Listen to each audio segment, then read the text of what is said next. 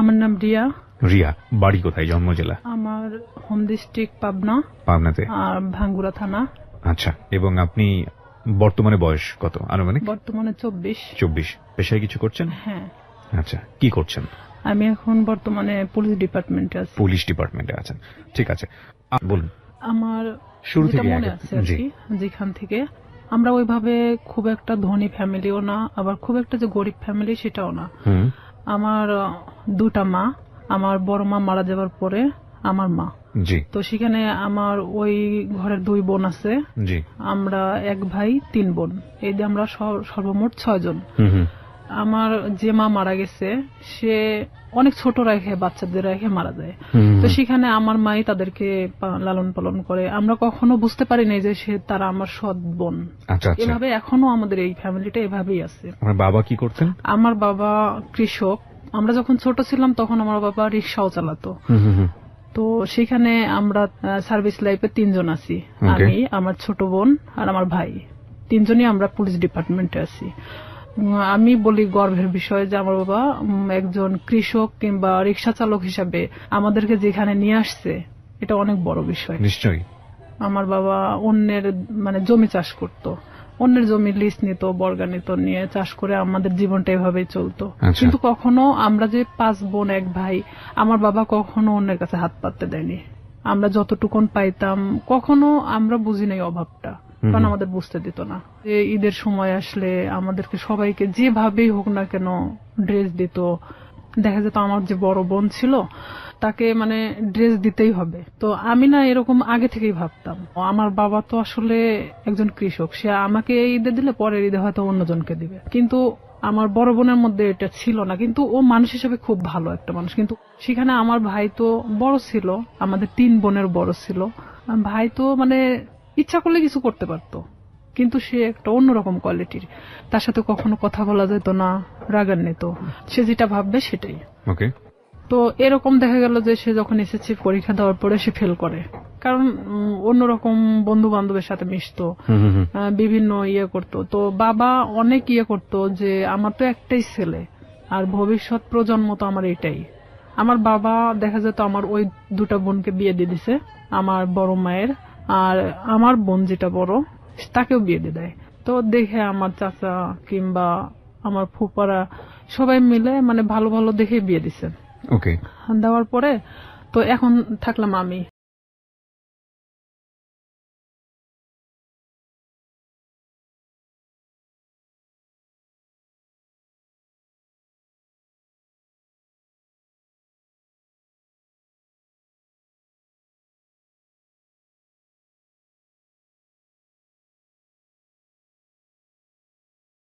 আপনার বয়স কত তখন?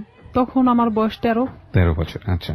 তখন দেখা যেত বিভিন্ন সময় আমাকে বিভিন্ন ছেলেরা দেখতে আসতো, কিন্তু এটা আমি পছন্দ করতাম না। আমার চিন্তা ভাবনা ছিল পড়াশোনা করব, আমি নিজের পায়ে নাও দাঁড়ালে আমি একটা ম্যাচিউরড হওয়ার পরে বিয়ে করব, এরকম আমার চিন্তা ভাবনা ছিল। তো সেখানে দেখা যাচ্ছে যে আমার চাচা চাচিরা যারা আছে আমাদেরকে নিয়ে অনেক রকম কথা বলতো, কারণ তাদের 2 ছেলে 2 মেয়ে, 2 ছেলেই শিক্ষিত, 2টা মেয়ে শিক্ষিত। তো সেখানে তাদের চেয়ে আমরা একটু হলেও নিম ছিলাম, কারণ আমার বাবা যখন ছোট ছিল তখন আমার চাচাকে সেই বিয়ে পর্যন্ত সেই পড়াইছে। আমার বাবা ছোট ছিল তারপরও তাকে পড়াইছে আমার বাবা। তো সেখানে আমার ভাইকেও অনেক বোঝানো হয়, সে পড়াশোনা বাদ দিয়ে দেয় অলরেডি, যা তার ভালো লাগে না। ভালো লাগে না, তুমি কিছু একটা করো। আমার বাবার কথা যে কিছু একটা করো, কারণ তোমাকে আমি কত বছর বসায় রাখে খাওয়াবো।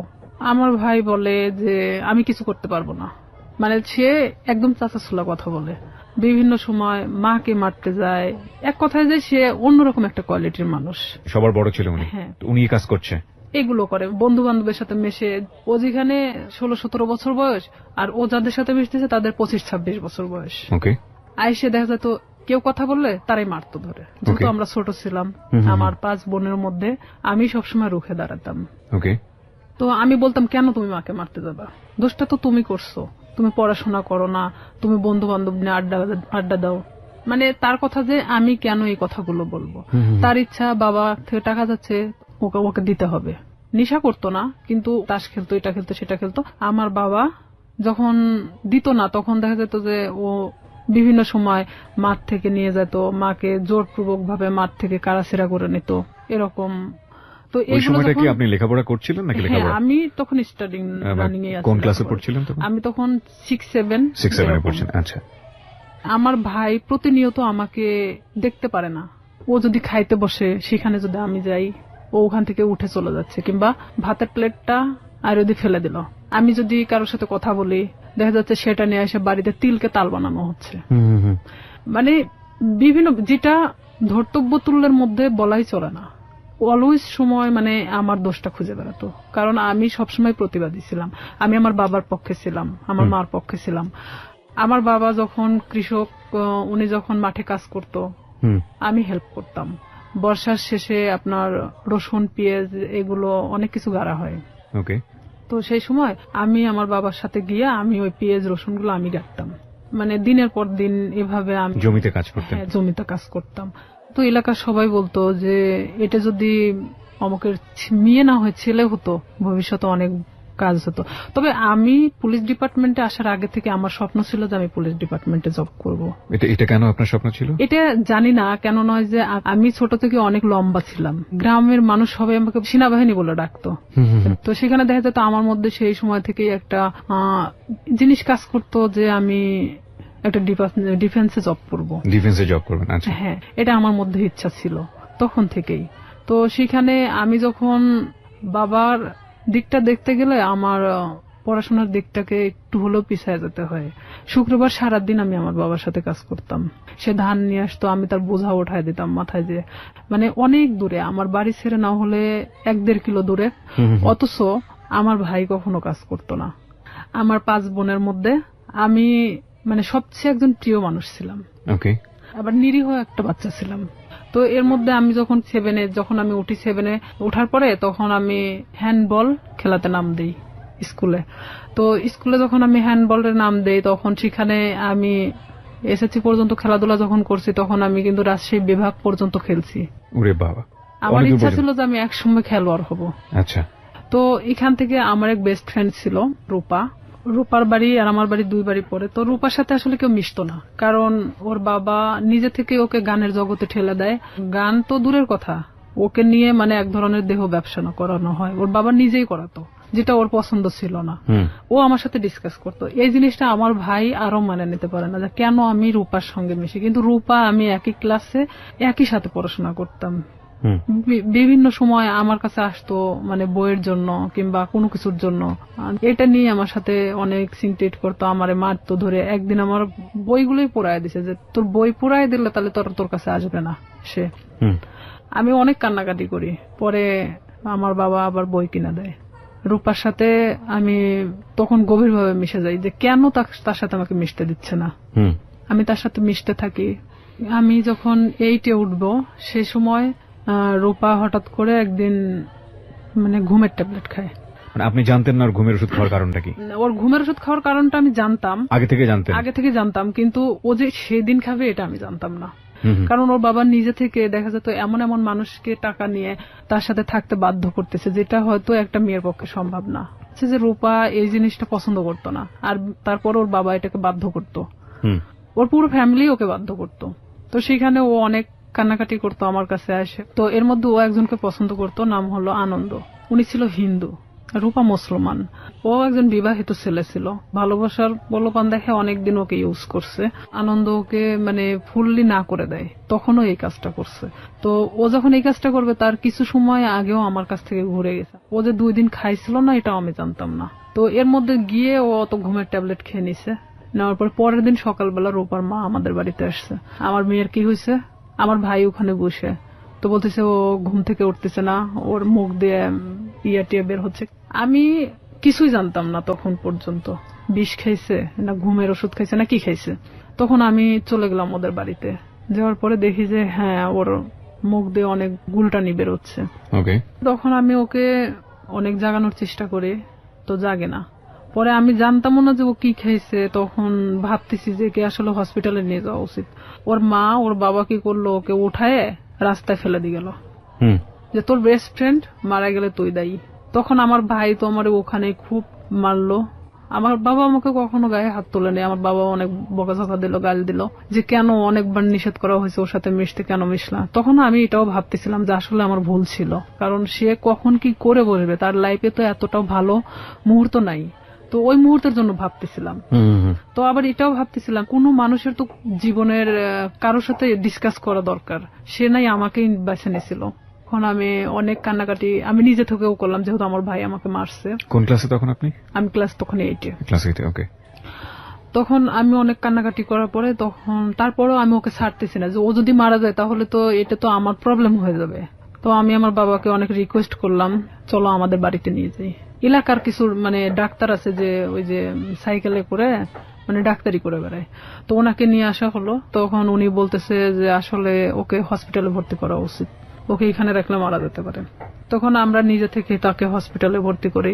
তার 3 দিন পরে সে একটু স্বাভাবিক হয়। তখন আমি ওকে ওখানেই জিজ্ঞেস করি, রূপা কেন তুমি এটা করছো, আর তোমার জন্য তোমার ফ্যামিলি আমাকে হ্যারেস করতেছে। রূপা ও তো তখন খুব একটা ভালো কথা বলতে পারতো না। রূপা বলতেছে যে কেন আমাকে এই ধরনের কাজ করতে বাধ্য করা হয়। তো এখানে এলাকার লোকজনও ওনাদেরকে মানে এক ঘরে করে রাখছিল। যে লোকটার সাথে এটা করা হয়েছিল সে লোকটা এসে ওর বাবার চাপ দিছিল টাকার জন্য, যে যেহেতু তার মেয়ে এটা করবে না তাহলে তো 10,000 টাকা নিছে, টাকাটা তো ফেরত দিতে হবে। ও যখন ঘুমের ট্যাবলেটটা খাইছে, খাওয়ার আগে অনেক মারা হয়েছিল, পুরো শরীরটা ফাটানো ছিল। পরে ও আমাকে বলল যে দেখ আমাকে এভাবে মারছে, আমি কেন বাঁচতে থাকবো।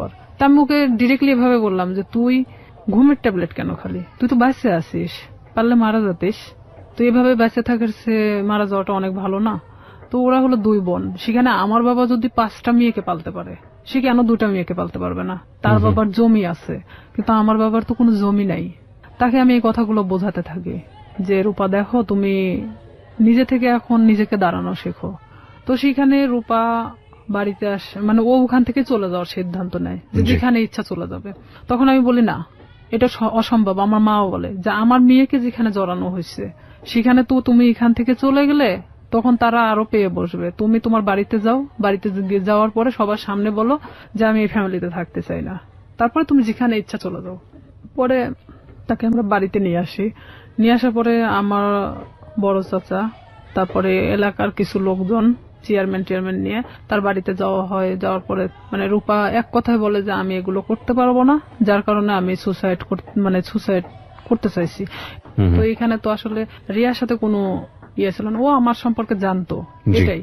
তখন ওর ফ্যামিলির সামনে, সবার সামনে যখন এই কথাটা বলার পরে তখন ওর ফ্যামিলি বলতেছে যে না, ওকে ফুসলাইছে, ও ঠিক আছে আমাকে দোষ দিচ্ছে। ও সবার সামনে বললো না ওর কোনো দোষ নাই, আমি আজকে থেকে এখান থেকে চলে যাবো, আমার যেখানে ইচ্ছা চলে যাবো, আমি এই ফ্যামিলিতে থাকতে চাই না। তখন ও নিজের ইচ্ছায় ওর বাসা থেকে ওর কাপড় চোপড় যা ছিল নিয়ে বের হয়ে চলে যায়। তো সেখান থেকে আমি এক কথায় যে নিঃসঙ্গ হয়ে পড়ি, একা। তখন দেখা যাচ্ছে যে আমার ভাইয়ের সাথে একটা ছেলে পড়তো, ছেলেটার নাম হলো শামীম। তো এই শামীম, আমি তাকে তখন ভাই বলে ডাকতাম যেহেতু আমার ভাইয়ের ফ্রেন্ড। তো আমাদের বাড়িতে অনেক আগে থেকে ওঠা বসা, সেটা আমি বলতে পারবো না যে কবে থেকে। আমি আমার মনে হয় যে জ্ঞান হওয়ার পর থেকে তাকে দেখতেছি। সে আমাদের বাড়িতে ওঠা বসা করতো, আমি ওইভাবে কখনো তাকে দেখি নাই। আমি আবার কিছু জিনিস নিয়ে ভাবতাম যে আসলে আমার কিছু করা দরকার, পড়াশোনার খরচটাও বেড়ে যাচ্ছে, আর এখানে দেখা যাচ্ছে যে আমি নিজের পায়ে এখন থেকেই দাঁড়াতে চাই। তো সেখানে আমার বাসাটা আসলে প্রপার থেকে 1 কিলো ভিতরে, মানে খুব একটা দূরে না। মাঝখানে একটা অফিস আছে, ডিশ লাইন অফিস। তো সেই ডিশ লাইন অফিসে মেয়েদেরকে নিয়োগ দেওয়া হচ্ছিল যে তারা বিল কালেক্ট করবে। তো 4,500 থেকে 5,000 টাকা বেতন হবে। আমি যদি এই কাজটা করি তাহলে দেখা যাচ্ছে যে অন্তত আমি আমার নিজেকে নিজে চালাতে পারবো, এমনকি আমি একটু হলো নিজের লাইফটাকে বুঝতে শিখবো। তো ওনারা বলতেছে যে তুমি মানে আমাদের ফিক্সড বেতন হলো 4,500 টাকা, আমরা তোমাকে কিছু এলাকা দেব, সেই এলাকাটা নেওয়ার পরে তুমি যদি চাও যে হ্যাঁ আমি তার চেয়ে বেশি নিতে পারবো তাহলে তোমার বেতনটা বাড়বে। আর যদি তুমি সেই এলাকার মধ্যেই থাকো যে এর চেয়ে আমি বেশি পারবো না, তাহলে তোমার 4,500 টাকার বেশি হবে না। আমাকে সব কথা খুলে বলা হয়। প্রথম মাসটা আমি 350 কার্ড নেওয়া হয়, 4টা এলাকায় 350 কার্ড ছিল, মানে 350 ডিশ লাইন ছিল। তখন আমার তো নিজের এলাকা, প্রপার থেকে আমার বাড়ি যতটুকুন দূরে এতটুকুনের মধ্যে সবকিছু। তো এক একটা বাড়িতে দেখা যাচ্ছে 2-3টা করেও ডিশ লাইন থাকে, তো 350 কাঠ খুব একটা বেশি জায়গা না। আমার ভাই এটা পছন্দ করতো না, কিন্তু আমার বাবা পছন্দ করতো। তো সেখানে আমি যখন এই কার্ড নিয়ে প্রথম বাড়ি বাড়ি যাই, তাদেরকে আমি বলে আসি যে দেখেন আমি তো প্রত্যেকদিন আসতে পারবো না, হয়তো একটা এলাকায় আমি একদিন করে ঢুকবো, আপনারা একটু টাকাটা রাইখে দিয়েন, বেশি তো না 100 টাকা করে রাইখে দিয়েন, আমি এসে নিয়ে যাব। তো আমি এভাবেই যখন বিল কালেক্ট করতে থাকি, আমার দেখা যেত যে মাসে 2-3 দিন বের হলেই হয়ে যেত। আমি ইচ্ছা করলে আরো মানে জায়গা নিতে পারি। ডিশ লাইনে আপনি মেয়ে হয়ে হয়ে বিল কালেক্ট করতেন, কোনো সমস্যা? আমাদের ওখানে সবাই মানে মেয়েরা করে সব কাজ। আচ্ছা আচ্ছা, ওকে, খুব ভালো তো। হ্যাঁ, তো আমি আমার স্কুল শেষ করে আমি যখন হাঁটে আসতাম ওই এলাকা দিয়ে, তখন আমি ওই বিল কালেক্ট করতে করতে চলে আসতাম। এটা শামীমের বাড়ির মধ্যেও পড়ছে আমার এলাকাটা। জি। তখন শামীমের বাসা তো ওই ডিশ লাইনের অফিস থেকে 200-300 গজ দূরে হবে। একদিন হঠাৎ করে শামীম আমাদের বাড়িতে আসে। উনি কি মানে সম্পর্কে কি হতো আপনাদের? সম্পর্কে আমার ভাইয়ের বন্ধু। আপনার ভাইয়ের বন্ধু হতো? হ্যাঁ, ওইভাবে চিনা, কিন্তু আমি কখনো কথা বলতাম না। হঠাৎ যদি কথা বলতাম মানে ভাইয়া হিসাবে কথা বলতাম। সে আমার 10 বছরের সিনিয়র ছিল। উনি আমাকে একদিন এসে খোঁজ করে আমার মার কাছে, মাকে এসে বলতেছে যে রিয়া কোথায়? তো আমার মা বলতেছে ভিতরে আছে। এখন আমাকে ডাক দিল, আমি আসলাম। তো বলতেছে যে তোমার নাম্বারটা দেওয়া যাবে? তো বললাম কেন? আমার মার সামনে বলতেছে। তো বললাম কেন? তো বলতেছে যে আসলে আমার তো 2 মাসের বিল দেওয়া হয় নাই, তো আমি তো এই মাসেও দিতে পারবো না, তো যখন দিব তখন তোমাকে আমি ফোন দেবো। তো বললাম ঠিক আছে। যেহেতু ভাইয়ের বন্ধু, সেখানে তো আমি কখনো এ ধরনের কোনো কিছুই ভাবি নাই তাকে নিয়ে। আমাকে যেদিন নাম্বারটা নিয়ে গেছে তার পরের দিন রাত্রে ফোন দেয়। এটা হলো 2007 সালের ঘটনা। আমি তখন ক্লাস 8-এর শেষের দিকে। আমি ফোনটা রিসিভ করলাম, রিসিভ করার পরে সে কথা বললো না। আর আমি ওনার নাম্বারটা চিনতামও না, কথা বলে না। তো 2-3 বার আমি ফোনটা রিসিভ করলাম, রিসিভ করার পর তখন রাত 12টা বাজে। আর 2007 সালের ওদিকে 12টার পরে যে 25 পয়সা মিনিট ছিল, তো সেই সময় আমার ফোন দিত। তো ফোন দিত, আমি কথা বলি যে কে কে এরকম বলতাম। আর তখন ওইভাবে আসলে ব্ল্যাক লিস্ট এটা সেটা বুঝতামও না। তো ওইভাবে তো ফোনটা ব্ল্যাক লিস্টও করতে পারতেছি না। এখন আমি তো বারবার বলতেছি কি আপনি কথা বলেন না কেন? তো হঠাৎ করে অন্য একটা নাম্বার থেকে ফোন দিছে। তো এখন বলতেছে রিয়া আমি শামীম। আমি বলতেছি কোন শামীম? তো বলতেছে যে তুমি আমাকে চেনো না? আমি বললাম না। তো আমি তখন বুঝতে পারছি যে শামীম বলতে তো উনি হবে। তো আমি বলতেছি না, আমি তো ঠিক চিনলাম না, আপনি কে? তো বলতেছে যে আমি তোমার ভাইয়ের বন্ধু। তো আমি বললাম হ্যাঁ বলেন, তো এত রাত্রে ফোন দিচ্ছেন কেন? তো বলতেছে যে তোমার সাথে আমার কিছু কথা ছিল। তা আমি বললাম ঠিক আছে বলেন, সমস্যা নেই। তো বলতেছে যে তোমারে কেউ একজন পছন্দ করে। তো আমি জানতাম, আমার এক ক্লাসমেট ছিল, ওর নাম ছিল হামিদুল। তো ও আমাকে এর আগে ঠিক 4-5 দিন আগে আমাকে মানে প্রপোজ করে, যেটা আমি অ্যাকসেপ্ট করি না করাতে তো আমি ভাবলাম যে ওরই বাড়ির পাশের। আবার ভাবলাম যে হয়তো ওকে ওই কথাটা বলছে, যার কারণে আবার আমাকে এটা জানাচ্ছে। তো আমি বলতেছি আমি জানি যে কে। তো বলতেছে কে? তো বললাম হামিদুল। আমি ওকে পছন্দ করি না, ওকে নিষেধ করে দিন, ও যেন আমাকে এই ধরনের মানে প্রস্তাবনা না দেয়। তখন বলতেছে আমি তো এটা জানতাম না যে হামিদুল তোমাকে পছন্দ করে। তা আমি বলতেছি তাহলে আপনি কার কথা বলতেছেন? তো বলতেছে যে আমি আমার নিজের কথাই বলছি। সে ডিরেক্টলি এভাবে বলতেছে যে আমি আমার নিজের কথাই বলতেছি। সে যখন এইভাবে বলতেছে যে আমি আমার নিজের কথা বললাম, তখন আমি এক মুহূর্তের জন্য চুপ হয়ে গেছি যে সে কি বলে, এটা কি আদৌ সম্ভব যে আমার ভাইয়ের বন্ধু, তারপরে আমার চেয়ে 10 বছরের সিনিয়র। তো আমি সেখানে না বলে দিই, যেটা ভাই কখনোই সম্ভব না। কারণ আপনি বলা চলে যে এটা বড় ফ্যামিলির ছেলে, সেখানে আমি কিন্তু এটাতে রাজি না, আপনি অন্য কোথাও দেখতে পারেন। আমি ডিরেক্টলি এভাবে বলে দিলাম। কারণ তখন পর্যন্ত আমার মধ্যে ইচ্ছা ছিল যে আমি শুধুমাত্র বড়ই হব, নিজের লাইফে এমন কিছু করব যেটা হয়তো সবার কাছে আমি উঁচু গলায় বলতে পারবো যে আমি লাইফে এত কষ্টের পরেও এখানে এসে দাঁড়াইছি। তো সেখানে ওর সাথে আমি ওখানেই শেষ করে দেই কথা। শেষ করে দেওয়ার পর আমি ওকে বলি যে আপনি আমাকে কখনো ফোন দিবেন না, আর যদি ফোন দেন তাহলে কিন্তু আমার ভাইকে বলে দেব। তখনও বলে যে না, বলার দরকার নেই, আমি কখনো ফোন দিব না। পরে আমিও চুপচাপ থেকে যাই, যেহেতু এটা তার আর আমার মধ্যে কথা হয়ে গেছে, আর সে তো আমাকে ফোন দিবে না বলছে। তো পরে যখন ও তার 5 দিন পরে আমারে ফোন দেয়, আমি তখন একটা এলাকাতে ছিলাম, মানে বিলটা ওঠাচ্ছিলাম, সে সময় আমারে ফোন দিছে অন্য একটা নাম্বার থেকে। তার যে কতগুলো নাম্বার ছিল আমি নিজেও বলতে পারি না, তার অনেক নাম্বার ছিল। সে বিভিন্ন সময় বিভিন্ন নাম্বার থেকে আমাকে ফোন দিত। আচ্ছা। বিভিন্ন ছেলেদের সাথেও কথা বলাতো, মানে হঠাৎ করে একটা অন্য কণ্ঠ। আমি যখন মানে বলতেছি কি আপনি এটা সেটা জিজ্ঞেস করতেছি, তখন দেখা যাচ্ছে যে আবার ফোনটা মানে নিচে নেওয়ার পরে বলতেছে আমি অমুক। তা আমি যখন বললাম যে আচ্ছা আপনি এরকম কেন করতেছেন আমার সাথে, পরে ও এটা নিয়ে বলতেছে রিয়া আমি সিরিয়াস তোমাকে পছন্দ করি। তো আমি বললাম ঠিক আছে, পছন্দ যখন করেন, এটা তো আসলে পছন্দের বিষয় হলো এমন একটা জিনিস থাকে, সেটা হলো যে কিছু জিনিস আছে যে সুন্দর, কিন্তু সেটা আমার জন্য না। ওকে। তো সেখানে আপনি একটা বড় লোক ফ্যামিলির ছেলে, আপনার সাথে সম্পর্ক হওয়া এটা আমার জন্য অনেক ওই ছিঁড়া কাঁথায় শুয়ে লাখ টাকা স্বপ্ন দেখার মতো, এটা কখনোই সম্ভব না। পরেও আমাকে বলে যে না আমি সত্যি সিরিয়াস বলতেছি, আমি তোমাকে খুব পছন্দ করি। পরে আমি পুরোপুরি সিম কার্ডটাই চেঞ্জ করে দিই, যে তার সাথে সম্পর্ক করা আমার মোটেও পসিবল ছিল না, এটা তো অসম্ভব একটা জিনিস।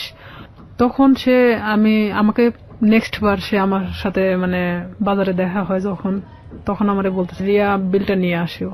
তো তখন আমি বলি যে এখানেই দিয়ে দেন, আমি তো এখানেই আছি, কার্ডটা আমার সঙ্গেই আছে, আপনি এখানেই দিয়ে দেন। তো বলতেছে না আমার কাছে তো এখন টাকা নেই, বাসায় যেয়ে নিয়ে আসো। তো আমি তো জানি বাসা তো এমন একটা জিনিস যেখানে সবাই থাকে, বাবা মা ভাই বোন সবাই তো আছে। ওকে। তখন ওনার 3 মাস পেন্ডিং ছিল, যে বিলটা উনি দিচ্ছিল না, ইচ্ছাকৃতভাবেই সে দিচ্ছিল না।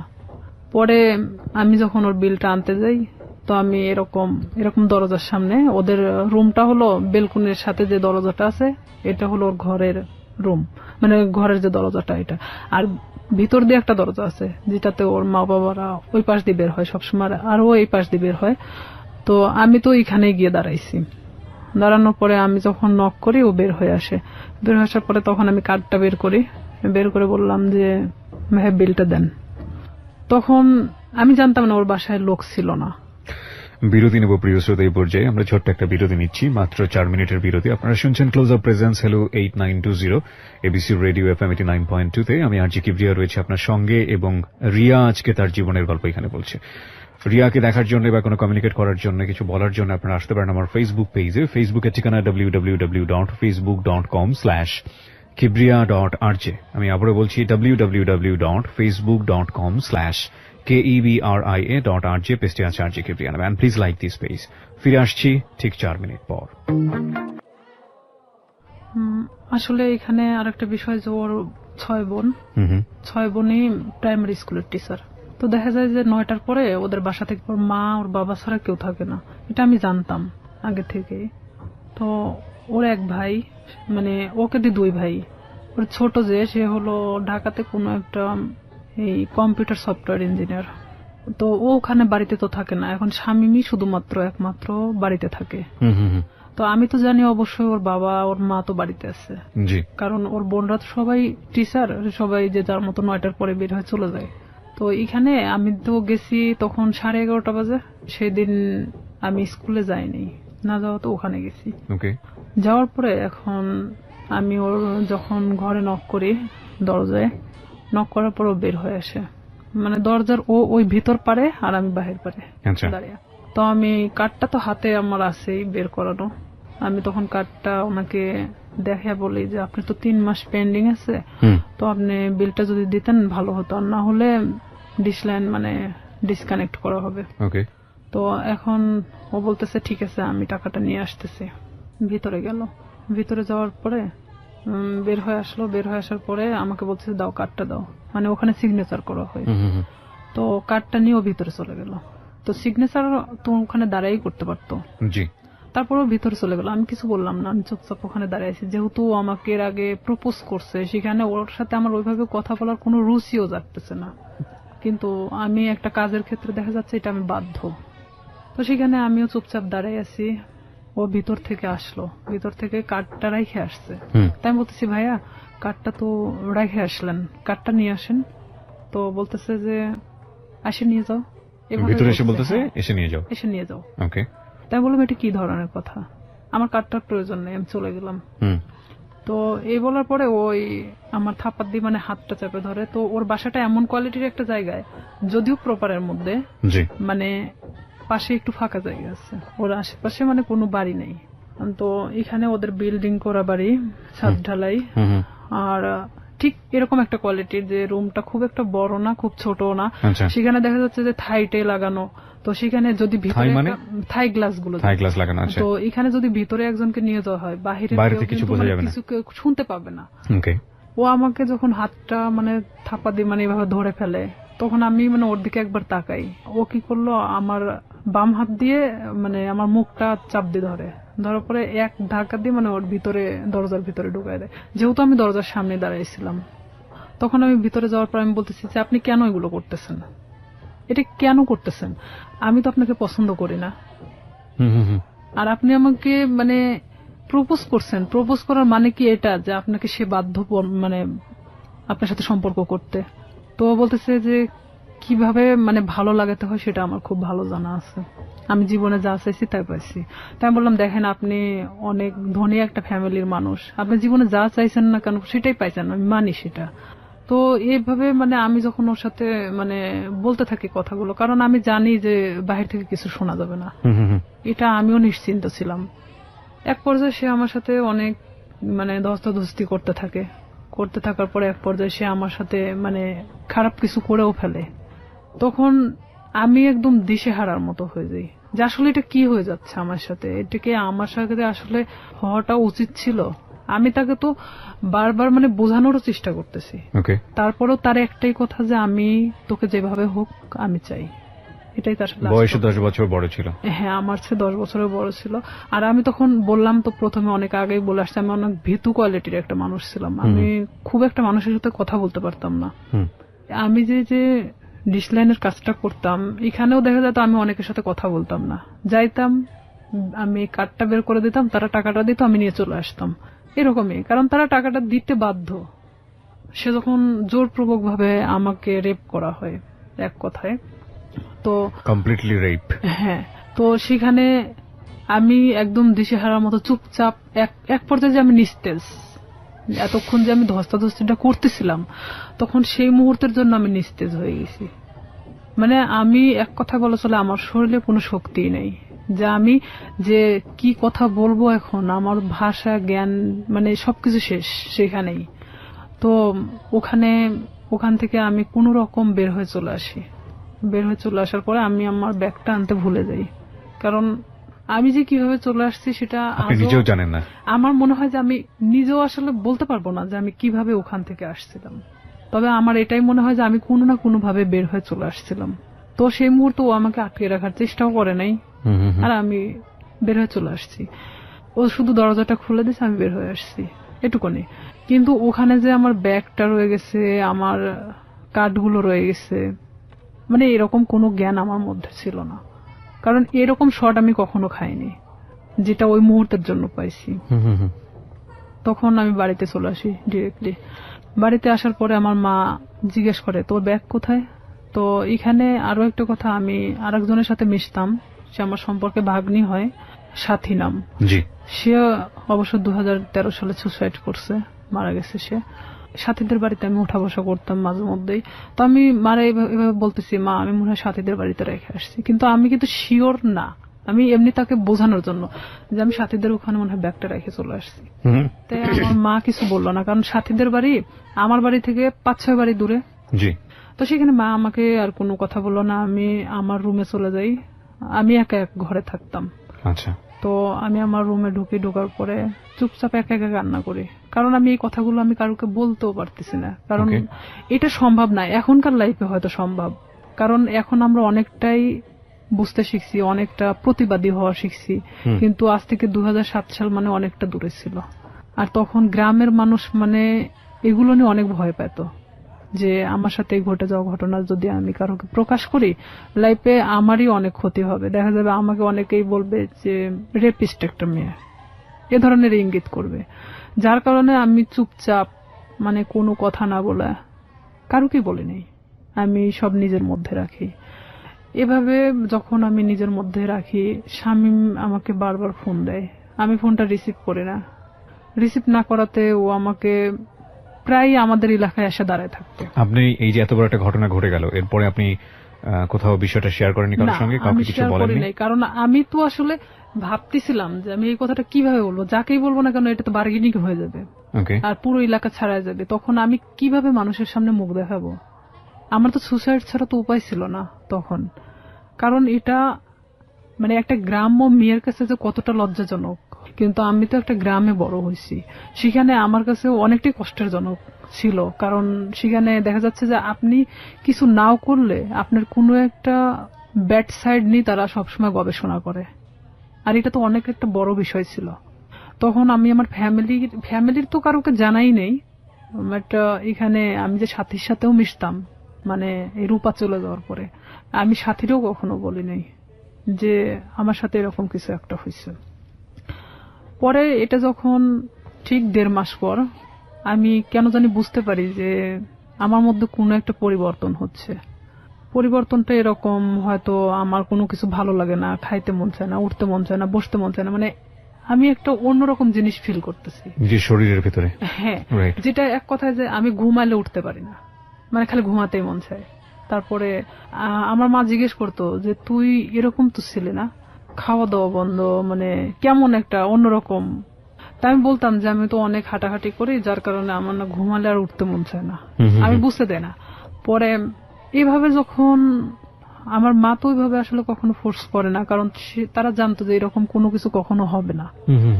তখন আমার বড় বোন আমারে অনেকবার জিজ্ঞেস করে যে কি হয়েছে তোর, তুই একা একা থাকিস, কথা বলিস না কারোর সাথে, তো সমস্যাটা কি? বলে না কিছু সমস্যা নাই, এদিকে পড়াশোনা তো সামনে তো এসএসসি পরীক্ষা, আবার এদিকে তো আমি যে কাজটা ধরছি আমার মনে হয় না যে আমি কাজটা করতে পারবো। কারণ আমি তখন একটা জিনিস ভাবতেছিলাম যে আমি আজ বড় হতে গিয়ে অনেক ছোট হয়ে গেছি, এটাই ভাবতেছিলাম। এরপরও আপনাকে ফোন দিয়ে বারবার ডিস্টার্ব করতো, চাইতো? হ্যাঁ, সে বারবার আমাকে ফোন দিত, ফোন দিয়ে বলতো যে তুই কেন ফোনটা রিসিভ করিস না, এতবার ফোন দেওয়ার পর কেন রিসিভ করিস না, তুই তো গাড়ি করেই বলতো। আমি বলতাম দেখেন আপনি আমাকে কেন এরকম করতেছেন, এটা করার মানেটা কি? যা হবার তা তো হয়ে গেছে, আপনি তো একটা মেয়েকে ভোগ করার দরকার ছিল, করছেন। আমি এভাবেই বলি তাকে, তাহলে আর কি দরকার? তো সে আমাকে বলে না, কিন্তু আপনাকে আমার এই প্রশ্নটা আবারও করতে হবে, এত বড় একটা ঘটনা ঘটে যাবার পরে আপনি বাসায় শেয়ার করলেন না কেন, কাউকে জানালেন না কেন? শেয়ার করিনি আসলে, এটা আমি অনেকটা ভীত ছিলাম, যেহেতু আমার ভাই পূর্বে থেকে আমার সাথে ভালো সম্পর্ক না, এখানে যদি আমি শেয়ার করে দেখা যাচ্ছে যে অনেকটা আমার দিকেই গড়াবে। আচ্ছা, এটাও একটা বিষয় ছিল। আর একটা কথা যে সমাজ, যেটা মানুষ হয়তো আমাকে খারাপ ইন্ডিকেট করবে যে মেয়েটা এরকম হয়েছে, হয়তো আমার প্রফেশনাল লাইফে আমি যেটা হতে চাচ্ছি সেখানে আমি আমার লাইফ নিয়ে সবসময় বেশি ভাবতাম। আমাদের সোসাইটিটাই ফরচুনেটলি আর আনফরচুনেটলি এরকমই, আমরা কোনো ঘটনা ঘটে গেলে সেটা নিয়ে যতটা কেওয়াস তৈরি করি, কেউ কখনো ভেতরে যাওয়ার চেষ্টা করি না।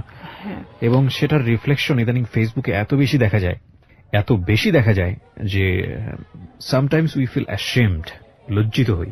আমাদের আসলে প্রত্যেকটা জিনিসই একটা জিনিস কি, আমরা যে কথাটা বলি, আমরা যে কাজটা করি বা যাই করি না কেন, সেটা কিন্তু শুধুমাত্র আমি না, আমার ফ্যামিলি, আমার বেড়ে ওঠা, আমার সবকিছুকে ফোকাস করে।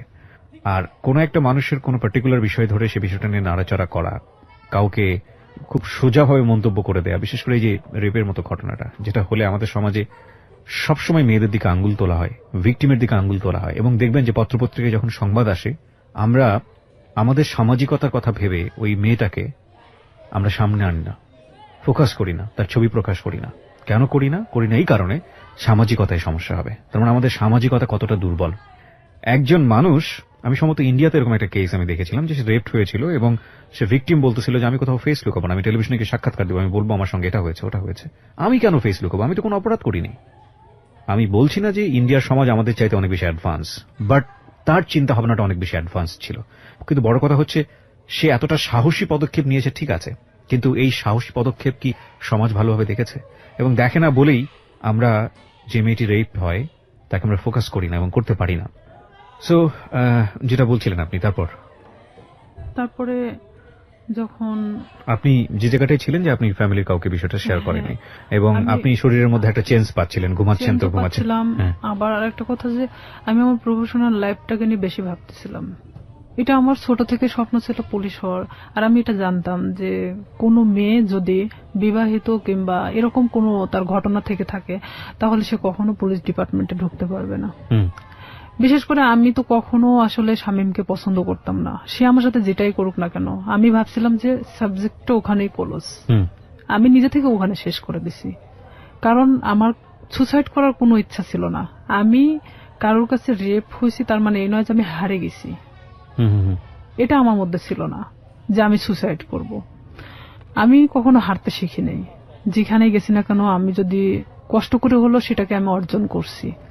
তো সেখানে দেখা যাচ্ছে আমি আমার চেঞ্জের বিষয়টা, যে আমি নিজের মধ্যে মানে কোনো কিছু ফিল করতেছি যে আমি খাওয়া দাওয়া এটা সেটা আমার খুব প্রবলেম হচ্ছে, তখন আমি নিজে নিজেই মানে এটা নিয়ে ভাবতে থাকি। তখন কেন জানি মনে হয় যে আচ্ছা শামীম তোমার সাথে এটা করছে। আর আমি আসলে প্রেগনেন্ট বিষয়টা বুঝতাম না তখনও, যে কিভাবে এটা মানে প্রেগনেন্ট হয়। তখন আমি আমার পাশের বাড়ির এক ভাবিরে জিজ্ঞেস করি, আচ্ছা মানে কথায় কথায়, তার সাথে আমি অনেক ফ্রি ছিলাম, জিজ্ঞেস করি যে ভাবি আমি তো অনেক কিছুতেই আসলে জানার চেষ্টা করি, তো আসলে একটা মেয়ে প্রেগনেন্ট হয় কিভাবে? তো বলতেছে বিয়ে কর তারপর বুঝবি। আমার সে হাসতে হাসতে কথা বললো। তো বললাম যে আপনি তো ভাবি, তো আপনি না বললে আমরা শিখবো কোত্থেকে? আমি আবার তাকে হাসতে হাসতে কথাটা বলি। তো বলতেছে যে এরকম মানে মেয়েদের তো প্রত্যেক মাসে যে ইয়াটা হয়, এটা যদি দেখা যাচ্ছে যে কারোর সাথে মানে তার হাজবেন্ডের সাথে মেলামেশা করার পরে যদি না হয় তাহলে সে প্রেগনেন্ট। তখন আমি যখন ওখান থেকে এই কথাটা শুনছি, আপনি বিশ্বাস করবেন না, আমি মনে হয় এক মুহূর্তের জন্য এই পৃথিবী ছেড়ে চলে গেছি। যে আমিও তো ঠিক 1.5 মাস হলো এরকম অবস্থাতে আসছি, আমারও তো এটা হয়নি, তার মানে কি আমি প্রেগনেন্ট? এটা আমি এখন কিভাবে এটাকে লুকাবো? কারণ এতক্ষণ পর্যন্ত যা ঘটে গেছিল সেটা লুকানো সম্ভব ছিল, বাট এটা এখন আমি কিভাবে লুকাবো? এটা কি আদৌ সম্ভব? আর তখন এক মুহূর্তের জন্য মনে হচ্ছিল যে আমার চেহারার মধ্যে একটা অন্যরকম ছাপ নামে আসে। তখন আমার ওই ভাবি বলতেছে তোর কি হয়েছে? আমি বললাম না আসলে শরীরটা কয়েকদিন ধরে ভালো লাগতেছে না, অটোমেটিক কেন জানি মনে হচ্ছে প্রেশারটা নামে গেছে। তো আমি তো ওখানে বসে পড়ি, প্রায় আমি আধা ঘন্টার মতো বসে মানে নিজে নিজে ভাবতে থাকি। আর আমার শরীরটা এত ঘামতেছিল, মানে এক কথায় যে আমি মৃত মানুষের মতো বসে আছি। তো তখন ভাবি যে এটাকে আমি কিভাবে সমাধান করব, আমি কিভাবে আমার ফ্যামিলিকে বলবো এখন, যেটা 1.5 মাস আগে ঘটে যাওয়া ঘটনা। আর এর মধ্যে কন্টিনিউ ও আমার সাথে এরকম যোগাযোগ রাখার চেষ্টা করে, কিন্তু আমি রাখি না। তখন ইচ্ছাকৃতভাবে আমি ওকে ফোন দেই ব্যাপারটা আসলে জানানোর জন্য যে এটার কি কোনো সমাধান আছে কিনা, যদি হয় নিজে থেকে সমাধান করার মতো। কারণ আমি চাই না যে আমি আমার লাইফে কখনো থেমে থাকি কারোর জন্য। তখন ওকে আমি যখন ফোন দিয়ে বলি যে শামীম আমি তো এরকম, আর এটা বিষয় তো আমি জানতামও না, তুমি তো আমার চেয়ে 10 বছরের সিনিয়র, তুমি যে আমার সাথে এটা করছো, যেটাই করো না কেন তুমি আমাকে বলতে পারতা যে এরকম হওয়ার সম্ভাবনা আছে, তুমি সেটাও আমাকে বলো নাই। তো এখন বলতেছে যে এখন তুই কি করবি সেটা তুই জানিস, সেটা আমি জানি না। তখন থেকে totally or SIM card of, মানে যখন আমি ব্যাপারটা ওকে জানাই তখন থেকে ওর সিম কার্ডটা টোটালি অফ করে দেয়। আমরা আরেকটা বিরতি নিচ্ছি রিয়া, তারপর সিমটা বন্ধ। হ্যাঁ, সিমটা তখন বন্ধ ছিল। আমি অনেক চেষ্টা করি, আমি সারা রাত চেষ্টা করি, কারণ সেই ছিল একমাত্র আমার লাইফের ঘটনা জানে, যেটা তার সাথে ঘটে যাওয়া। কোনো ক্রমে যদি আমাকে এটা থেকে মানে রেহাই দিত তাহলে হয়তো আমি আমার সামনের লাইফটা হয়তো ভালোভাবে কাটাতে পারতাম। কারণ আমি গ্রাম্য মেয়ে হিসেবে আমি এটা কখনোই মানে ফ্ল্যাশ করতে পারতেছিলাম না, এটা আমার কখনো সাহসে কোলায় উঠতেছিল না। ওকে, যখন ওকে আমি বারবার ফোন দিতে থাকি, ওর ফোনটা সুইচ অফ তো সুইচ অফে, কোনো প্রকার ওকে আমি যোগাযোগ করতে পারতেছি না। তখন আমি ভাবলাম যে কোনো ভাবে এটা আমাকে পদক্ষেপ নিতে হবে। তখন পরের দিন সকালবেলা মানে আমি পুরোটাই আনবো না, এক কথায় যে মানে পাগল বলা চলে, আমার মা খাইতে বললো আমাকে, আমি না খেয়ে বের হয়ে গেলাম বাড়ি থেকে। হসপিটালের সামনে বসে আছি, কিছু ডিসপেন্সারি আছে সামনে বসে আছি, ওখানে বসে বসে ভাবতেছি যে আসলে কি করা যায়। ভাবলাম যে আচ্ছা এটা আমি টেস্ট করাই নেই আগে, যে আসলে কি আমি প্রেগনেন্ট কিনা, অযথা এটা নিয়ে আমি কেন ভাবতেছি। নিজে পরীক্ষা করে দেখি। তো এখানে যে প্রেগন্যান্সি টেস্ট করানোর জন্য আপনার টেস্ট টিউব যে কাঠিগুলো পাওয়া যায়, ভাবতেছি যে আমি দোকানে কিনতে গেলে তারা ইভেন কি ভাববে, আমি একটা অবিবাহিত মেয়ে, তো সেখানে আমি কেনই বা ওটা চাইতে যাব। আর যেহেতু আমার এলাকার লোক সবাই, তো সেখানে আমি গিয়ে বলতেছি দোকানদারকে, এমন ভাবে বলতেছি যে ওটা আসলে আমার না। তখন আমি বলতেছি, আঙ্কেল একটা ওই টেস্ট টিউব ওই কাঠিগুলো দেন তো। তো বলতেছে কার জন্য? তো বললাম আমার এক চাচির জন্য। বলতেছি একটু তাড়াতাড়ি দেন। মানে এমন আমি উৎসাহী দেখাচ্ছিলাম যে আমি আসলে এটার প্রতি কোনো চিন্তা করতেছি না, জাস্ট আমাকে কেউ কিনতে দিছে এরকম ভাব। তো আমি ওটা নিয়ে বাড়ি চলে আসি। বাড়িতে আসার পরে আমি বাথরুমে গিয়ে আমি টেস্ট করাই। টেস্ট করানোর পরে দেখি যে হ্যাঁ আমি প্রেগনেন্ট। আমি মানে নিশ্চিন্ত সেখানে, পরে মানে আমি আর উঠে দাঁড়াতে পারতেছি না। যতটা মানে এটা নিয়ে নিশ্চিন্ত হচ্ছি, এতটা মানে আমি নিজে থেকে মানে নর্মাল হয়ে পড়তেছি। যেহেতু আমি এটা নিশ্চিত হতে পারছি, এখন এটাকে কিভাবে সমাধান করতে হবে সেটা ঠিক আমাকেই করতে হবে।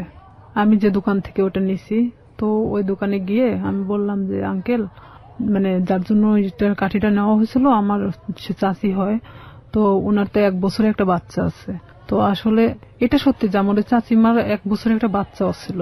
আমি বলতেছি ওনার তো 1 বছরের একটা বাচ্চা আছে, তো উনি আবার তো প্রেগনেন্ট, তো উনি এটাকে অ্যাবর্শন করাতে চাচ্ছে। তো বলতেছে কয় মাস? তো বললাম যে সঠিক তো আমি জানি না। তো বলতেছে যে তুমি শুনে আসিও, তাহলে সে অনুযায়ী মানে বলা যাবে। তো আমি সেই মুহূর্তের জন্য ভাবলাম যে আসলে এটা আমার একদিন ওয়েট করাটা উচিত, যেহেতু এখানে পুরোটা আমি নিজেকে এড়ানোর চেষ্টা করতেছি।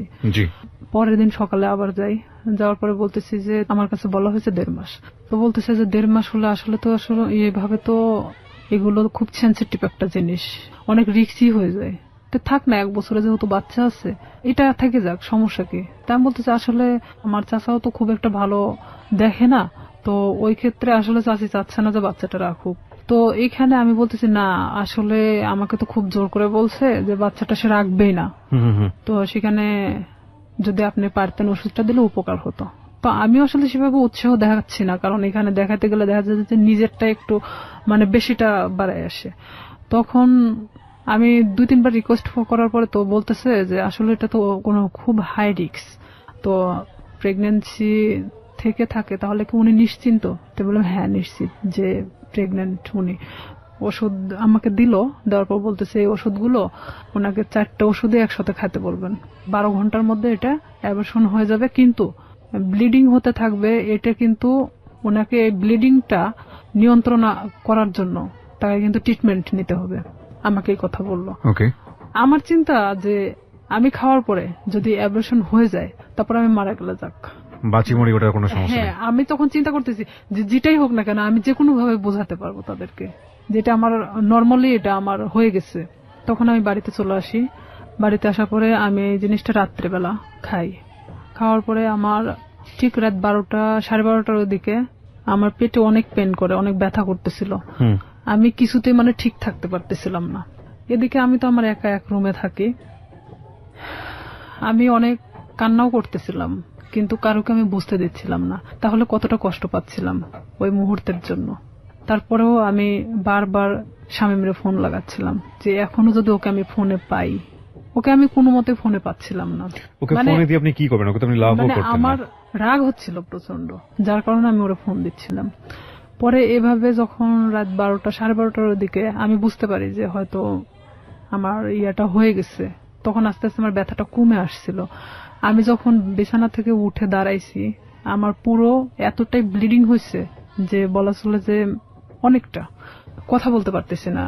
পাশের রুমে আমার বড় বোন থাকতো, তো আমার বড় বোনকে একবার ডাক দিলাম, তারা তো গভীর ঘুমে আছে। 2-3 বার ডাক দেওয়ার পরে শুনলো, শোনার পর বলতেছি কি হয়েছে? তো বললাম আমি না খুব অসুস্থ। তা আমি শুধু দরজাটা খুলে দিয়ে চলে আসলাম। আচ্ছা, আমি মানে কোনো মতে ঠিক থাকতে পারতেছি না, মানে আমার পেটের ব্যথাটা নাই, বাট এত পরিমাণ ব্লিডিং হচ্ছে যে আমার শরীর থেকে বলা চলে যে সব রক্ত বের হয়ে গেছে। পরে আমার বড় বোন, ও তো তখন প্রেগনেন্ট ছিল, পুরো প্রেগনেন্ট, তখন বাচ্চা হওয়ার জন্য আমাদের বাড়িতে আসছিল। আমার যে ব্লিডিং হচ্ছে মানে এটা তো অনেক নার্ভাস ছিল যে কেন এটা হলো।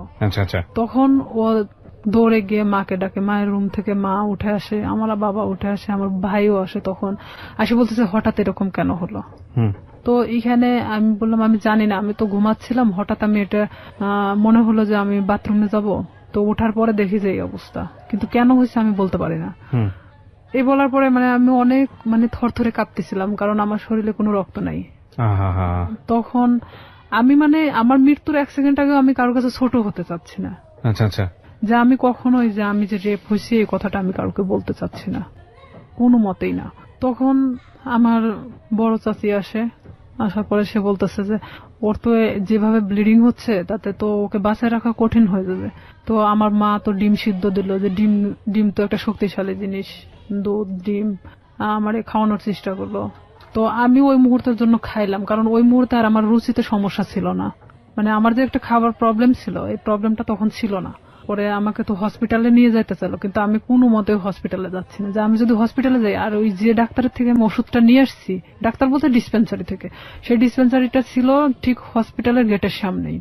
আমার কথা আমার মৃত্যু হয়ে যাক, কিন্তু আমি কখনোই হসপিটালে যাব না।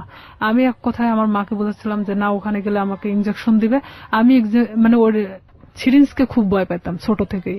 মা বলতে কি আমার সবাই জানতো যে আমি সিরিঞ্জ অনেক ভয় পাই। আমি বলতেছি না, ওখানে গেলে ডাক্তার আমাকে ধরে ইনজেকশন দিবে, আমি থাকতে পারবো না, আমি মারা যাবো।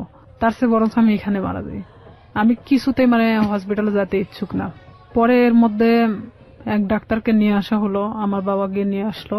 নিয়ে আসার পরে এখনো কিছু বলে নাই যে সেই দিন কি বুঝতে পারছিল কিনা যে আমি কি করছি। সে বলতেছে এটা হঠাৎ করে হওয়ার তো কোনো মানেই হয় না, এটা আসলে টেস্ট করানো দরকার। তখন আমি বলতেছি না, আমি টেস্ট করাবো না। তো বলতেছে কেন? তেমন বলতেছে যে আচ্ছা এটা সিম্পল একটা জিনিস, দেখবা কাল ঠিক হয়ে গেছে। তখন আমার মা বলতেছে তোর প্রবলেমটা কি, তুই কেন এগুলোকে টেস্ট করাতে চাচ্ছিস না? তেমন বলছে হ্যাঁ ঠিক আছে টেস্ট করাবো, কিন্তু আমাকে যদি কোনো ওষুধ দেয় আমি খাবো, কিন্তু আমাকে যদি কোনো ইনজেকশন দেওয়া হয় আমি কিন্তু নিব না। তাদেরকে আমি শুধু ইনজেকশনের ভয়টা দেখাচ্ছিলাম। তো বলতেছে আচ্ছা ঠিক আছে। তো এর মধ্যে ওই ডাক্তার যে ব্লিডিং কমানোর জন্য যে ওষুধটা দিয়ে গেছে, এটাতেই আমার অনেকটা কাজ হয়েছে। আমি সকালে ঘুম থেকে উঠে দেখি বলা চলে যে আমার ব্লিডিং নাই, আমার কোনো ব্লাড বের হচ্ছে না। তখন আমি মাকে বললাম, মা আমার তো আর কোনো সমস্যা হচ্ছে না, তো আমার তো আর হসপিটালে যাওয়ার দরকার নেই। তো মা বলতেছে যে তাহলে তো ভালো হয়ে যাচ্ছিস, তাহলে এই ওষুধই খা। তো আমি ওইভাবেই প্রায় 1 মাসের মতো আমি অনেকটা অসুস্থ ছিলাম, উঠে দাঁড়াতে পারতাম না, বসতে পারতাম না। তারপরও আমি দেখাচ্ছিলাম যে আমি অনেকটা সুস্থ, কিন্তু আমি শারীরিকভাবে ভিতর থেকে খুবই অসুস্থ ছিলাম। তখন আস্তে আস্তে যখন আমি আগের পর্যায়ে আবার ফেরত আসি, আমি সবকিছু ভুলে যাওয়ার চেষ্টা করি। কিন্তু শামীম আবারও যখন দেখলো যে আমি স্বাভাবিক ভালো মানুষ, নিজের মতো করে চলতে পারতেছি, তখন ও কি করলো, আমাকে আবার ফোন দেওয়া শুরু করলো। আমাকে আবার ফোন দেয়। আমি তখন এক ধরনের অনেক বকাবাজি করি, তুই আমাকে কখনো ফোন দিবি না। তখন আমি ওকে তুই তুকারি করে কথা বলতাম যে তুই আমাকে কখনো ফোন দিবি না, আর যদি ফোন দিস আমি এই বিষয়গুলো কিন্তু সবাইকে বলে দেব। তখন ও বলে কি যে তুই কি বলবি, তোর যে ভিডিও আছে আমার কাছে এটা তুই জানিস। আমাকে ঠিক এইভাবে বলা হয় যে সেদিনকার ঘটনা যে আমার কাছে ভিডিও আছে আমার ফোনে, তুই কি এটা জানিস? আমি ক্রমশ নিজের সাথে যুদ্ধ করতেছি মনে হচ্ছে আমার মধ্যে একটা গেরিলা যুদ্ধ শুরু হয়েছে। তখন আমি অনেকটা শর্ট হয়ে যাই যে আসলে এটা কি হচ্ছে, আমি কি একটা করে সমস্যা আমি এভাবে সমাধান করবো আর একটা করে সমস্যা আমার সামনে এসে দাঁড়াবে? আমি ওকে বলি যে শামীম এটার বিনিময়ে তুমি কি চাও, আমাকে ভিডিওটা দিয়ে দিতে হবে। তো বলতেছে তার বিনিময়ে আমি যখন যেভাবে চাইবো তখন তোকে সেইভাবে আসতে হবে। আমি বলি এটা অসম্ভব, কারণ আমি যখন অনেকটা কষ্টের মধ্যে ছিলাম, প্রেগনেন্ট ছিলাম, তখন একটা বারের জন্য আমার পাশে এসে দাঁড়াও নাই। আমি এই জিনিসটাকে কিভাবে সমাধান করছি পুরোটা আমার নিজের মতো করে। সেখানে যদি একবারের জন্য ফ্ল্যাশ হতো তখন কি হতো? আসলে এখানে মূল উদ্দেশ্য আর একটা ছিল যে ওকে না পছন্দ করার।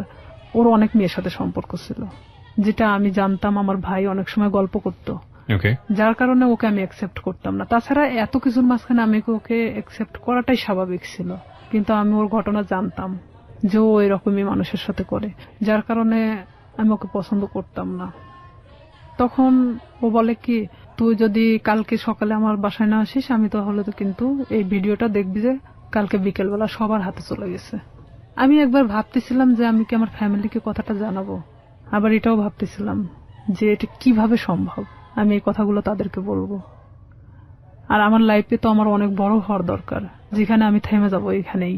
হয়তো আমার পড়াশোনা হবে না, হয়তো মানুষ আমাকে নিয়ে বিভিন্ন ধরনের কথা বলবে, আমি কিভাবে সম্ভব যে আমি সামনের দিকে আগাবো? তখন সবকিছু নিজেকে যেভাবেই হোক না কেন আমি বলি যে হ্যাঁ আমি তোমার কথা শুনবো, কিন্তু আমাকে ভিডিওটা দিয়ে দিতে হবে, কিন্তু কোনো কপি রাখা যাবে না। তো আমাকে বলে যে ঠিক আছে আমি দিয়ে দিব, কিন্তু কিছুদিন পর আগে দেখি যে তোমার মতিগতিটা কি। তখন নেক্সট টাইম আমি ওর বাসাতে আরেকবার যাই। যাওয়ার পরে তখন আমি বিভিন্ন কৌশলে চেষ্টা করে ওর থেকে ভিডিও আমি ওকে বোঝাতে চাই যে আসলে এক পর্যায়ে ওকে আমি পছন্দ করে ফেলছি। তখন ওকে আমি এভাবে বলি যে ঠিক আছে ভিডিওটা আমাকে দেখাও, আমি নিব না, বাট আমাকে দেখাও, প্রয়োজন হলে তুমি আরো ভিডিও করো, সমস্যা নেই, কারণ এখন আমি তোমাকে পছন্দ করি। আমি তাকে ঠিক এভাবে বোঝাচ্ছিলাম যে আমি ভিডিওটা যে কোনো কৌশলে নিতে চাচ্ছিলাম। তখন এক পর্যায়ে ওর বাসাতে আমি 2 থেকে 3 বার যখন যাই, যাওয়ার পরে ওর এক ধরনের হয়তো বিশ্বাস হয়ে যায় যে আমি হয়তো তাকে পছন্দ করি এখন। তখন সে কি করে, ভিডিওটা একদিন আমাকে দেখাচ্ছিল, মানে তো সেদিন ওর বাসাতে ওর মা আছে, কিন্তু আমি পিছন দরজা দিয়ে ঢুকছি, আমাকে কখনো ভিতরে কথা বলতে দিত না। তো ভিডিওটা যখন আমি দেখছিলাম ওর মা তখন মানে রুমে নক করতেছিল, তখন ও আমাকে বলে কি যে তুমি ওই পাশে ওয়ার্ডরোবের ওই পাশে দাঁড়াও, আমি দরজাটা খুলি। তখন ও ঠিক দরজাটা খুলে ওর মার সাথে কথা বলে, ও ফোনটা আমার কাছে রেখে চলে যায়। ওর মার সাথে যখন কথা বলতেছিল তখন আমি ফোন থেকে আমার মেমোরি কার্ডটা বের করে নিই, ও তখন আমি বুঝতে দেইনি, কিন্তু আমি জানতাম না যে ও সেটা কপি করে অন্য কোথাও রাখছে। মানে এটা যে শুধু ওর কাছে একটা না, কপি করে অন্যান্য জায়গাতে বসে রেখেছে। হ্যাঁ, অন্য ওর মেমোরি কার্ডেও ছিল। কত সালের ঘটনা এটা আপনারা? এটা ওই 2007-এর শেষে 8-এর দিকে।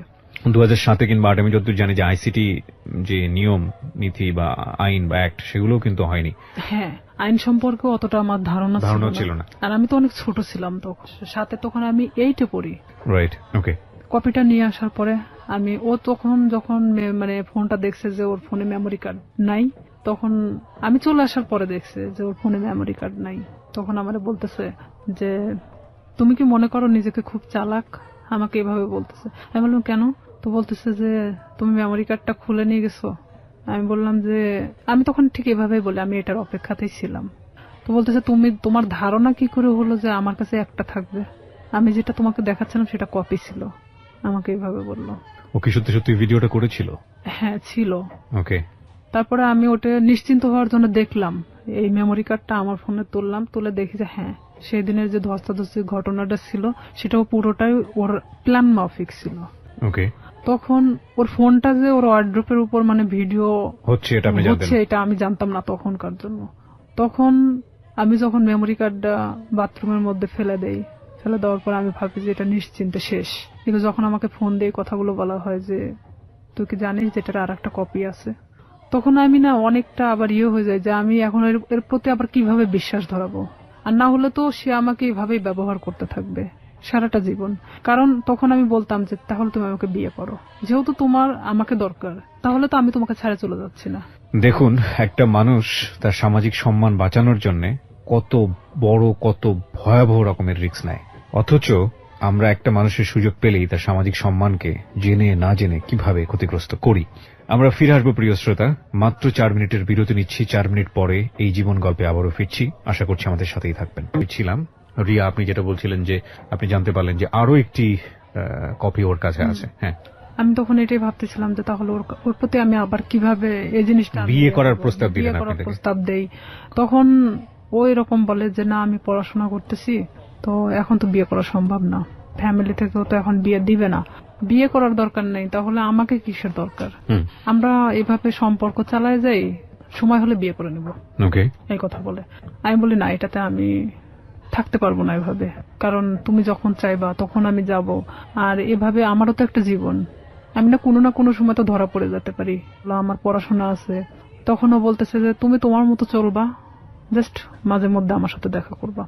আমি তখন রাজি হই না, যে তাহলে আমাকে ছেড়ে দাও এখান থেকে। তো ও বলে কি যে তুই যদি এখান থেকে বের হওয়ার চেষ্টা করিস তাহলে একটাই কথা বলবো, তোর ছোট বোন আছে, তার সাথেও ঠিক একই ঘটনা ঘটবে, আমার যে ছোট। তখনও কি ওই শামীম কি আপনার বড় ভাইয়ের ফ্রেন্ড হিসেবেই আছে?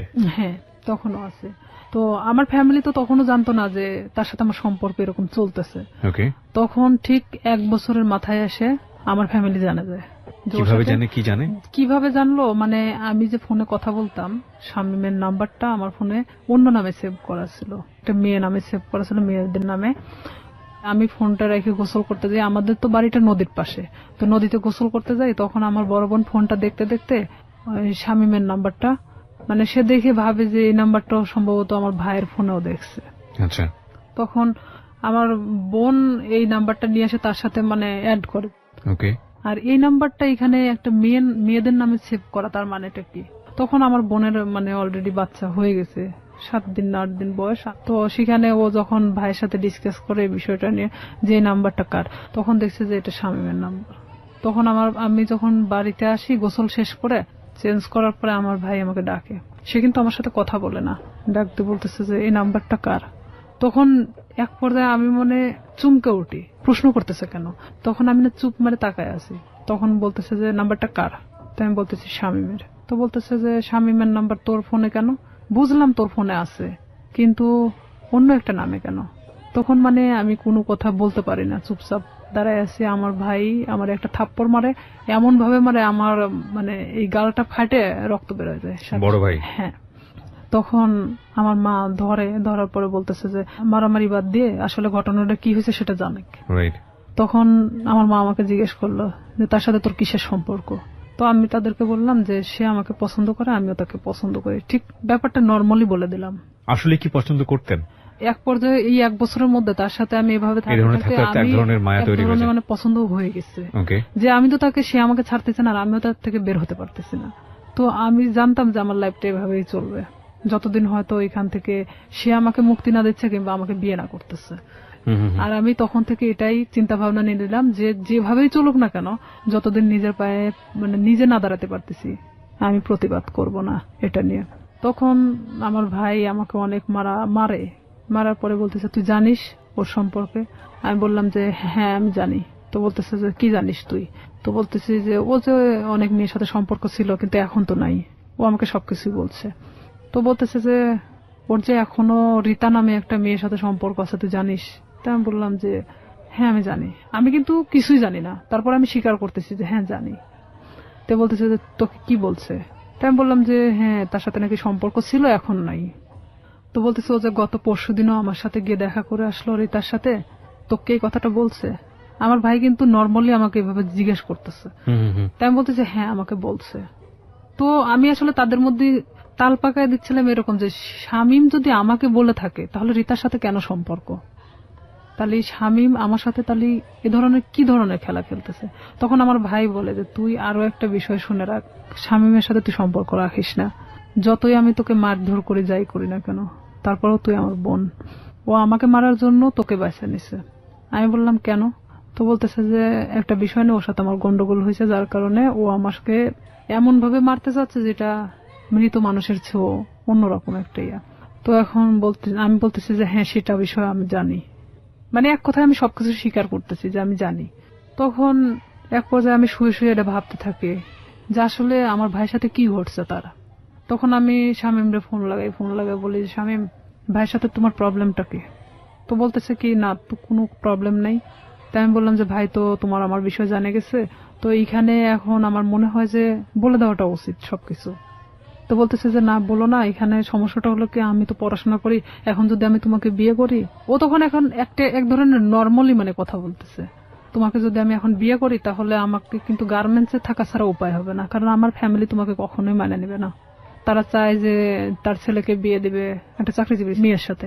আমার রাগ ওঠে একটু যে তুই জানিস যে তোর ফ্যামিলি তোকে আমার সাথে বিয়ে দিবে না, এটা আমিও জানতাম, তাহলে আমার সাথে এটা করার দরকার ছিল কি? এক পর্যায়ে তার সাথে আমার অনেক রাগারাগি হয়। এটা 2008 সালের ঘটনা। তারপরে শামীম এক পর্যায়ে আমার সাথে একটা ব্রেকআপ সৃষ্টি করে।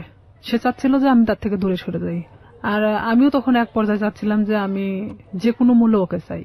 সে আমার জীবনটাকে নিয়ে এভাবে খেলতে পারে না, কারণ আমার ফ্যামিলি তখন জেনে গেছে যে তার সাথে আমার সম্পর্ক চলতেছে।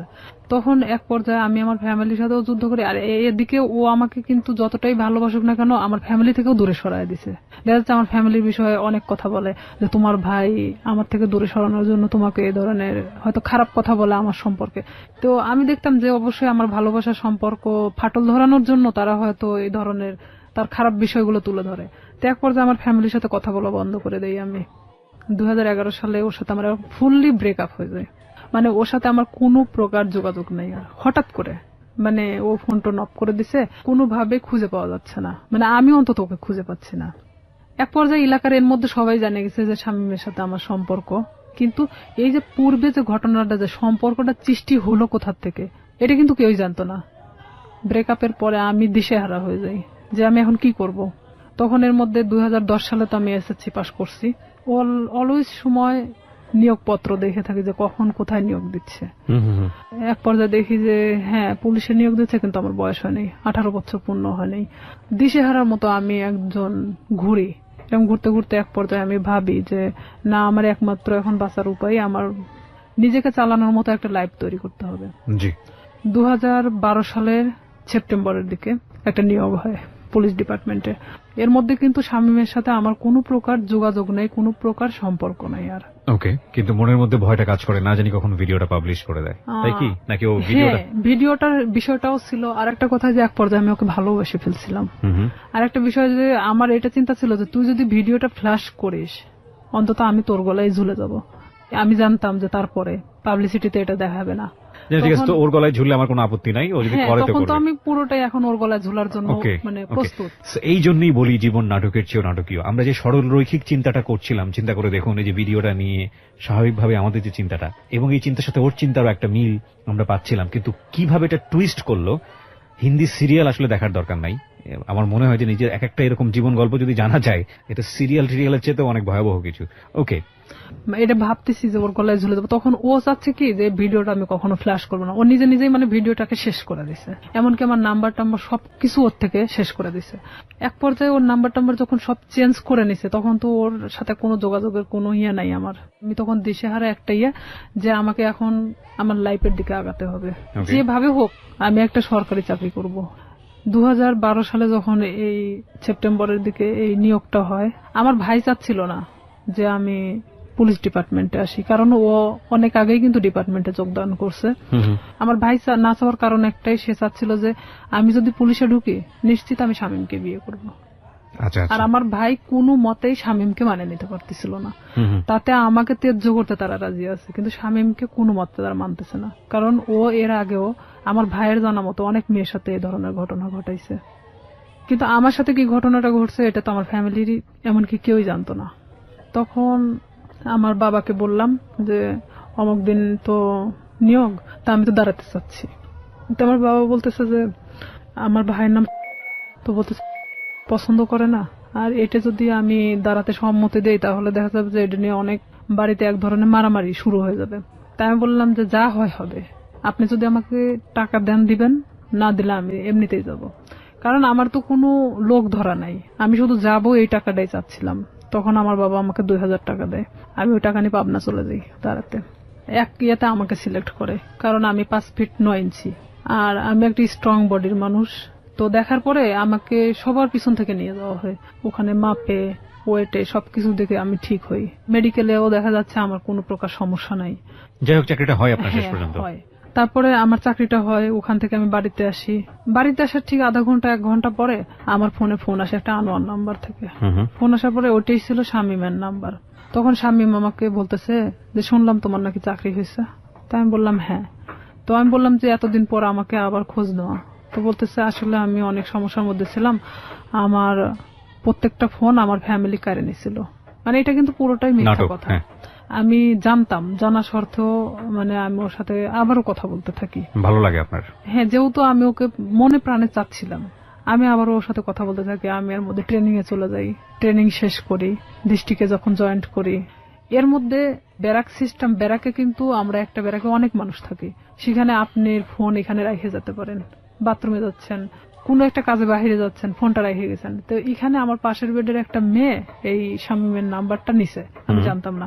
এখন কন্টিনিউ তার সাথে সে কথা বলে, আমি কোথায় যাচ্ছি, কি করতেছি সব আপডেট দেয়। হ্যাঁ, সে জানতো। আমি খালি ভাবতাম যে এটা অলৌকিক ঘটনা, যে আমি কই গেছি, কোন ড্রেস পরে গেছি, সে কিভাবে জানে। ওকে। তার সাথে কিন্তু আবার তাদের মধ্যে একটা ভালোবাসার সম্পর্ক সৃষ্টি হয়ে গেছে সেই মেয়েটার সাথে। পরে আমি তো ওকে বারবার বলি যে দেখো আমি তো চাকরি করি, এখন আমাকে বিয়ে করো। এখন সে কিছুতেই তখন বিয়ে করতে রাজি না। এটা 2013 ঘটনা। 13 শেষের দিকে আমি ছুটি আসি বাড়িতে। আমি ওকে ফোন দিয়ে বলি, আমি এর মধ্যে কিন্তু অনেক গন্ডগোল হচ্ছে ওর সাথে, মানে আমি বিয়ের কথা বলি, সে কিছুতে বিয়ে করতে চায় না। এদিকে আমার ফ্যামিলি তো মানে শামীমকে নিয়ে তো খুব একটা ডিস্টার্ব ফিল করতেছে। তো আমি এদিকে ওকে বারবার চাপ দেওয়া সত্ত্বেও আমাকে কিছুতেই মানে বিয়ে করতে চাচ্ছে না, তো চাচ্ছে না। তখন আমি বলি ঠিক আছে আমি বাড়িতে আসতেছি, যা করার করব। এই কথা বলে আমি বাড়ি চলে আসি। ফোন দিলাম, ফোন দিয়ে বলতেছি আমি তোর সাথে দেখা করতে চাই। ও আমাকে বলে যে আমি দেখা করতে পারবো না। তাই আমি ডিরেক্টলি ওর বাড়িতে চলে গেছি এই ফোনে কথা বলতে বলতেই। কারণ তখন আমি যখন পুলিশ ডিপার্টমেন্টে আসি তখন আমার সাহসটা ছিল অন্যরকম, কনফিডেন্স বেড়ে গিয়েছে। হ্যাঁ, আর আমি তখন চাকরিজীবী একটা মেয়ে। যাওয়ার পরে ও দেখি যে চেয়ারের পর বসে আছে, ওর মা পাশে বসে। ও আমাকে দেখে করলো কি, এক দৌড় রুমের মধ্যে চলে গেল, যাওয়ার রুমটা আটকায় দিল। দেওয়ার পরে ওর মা বলতেছে কি হয়েছে।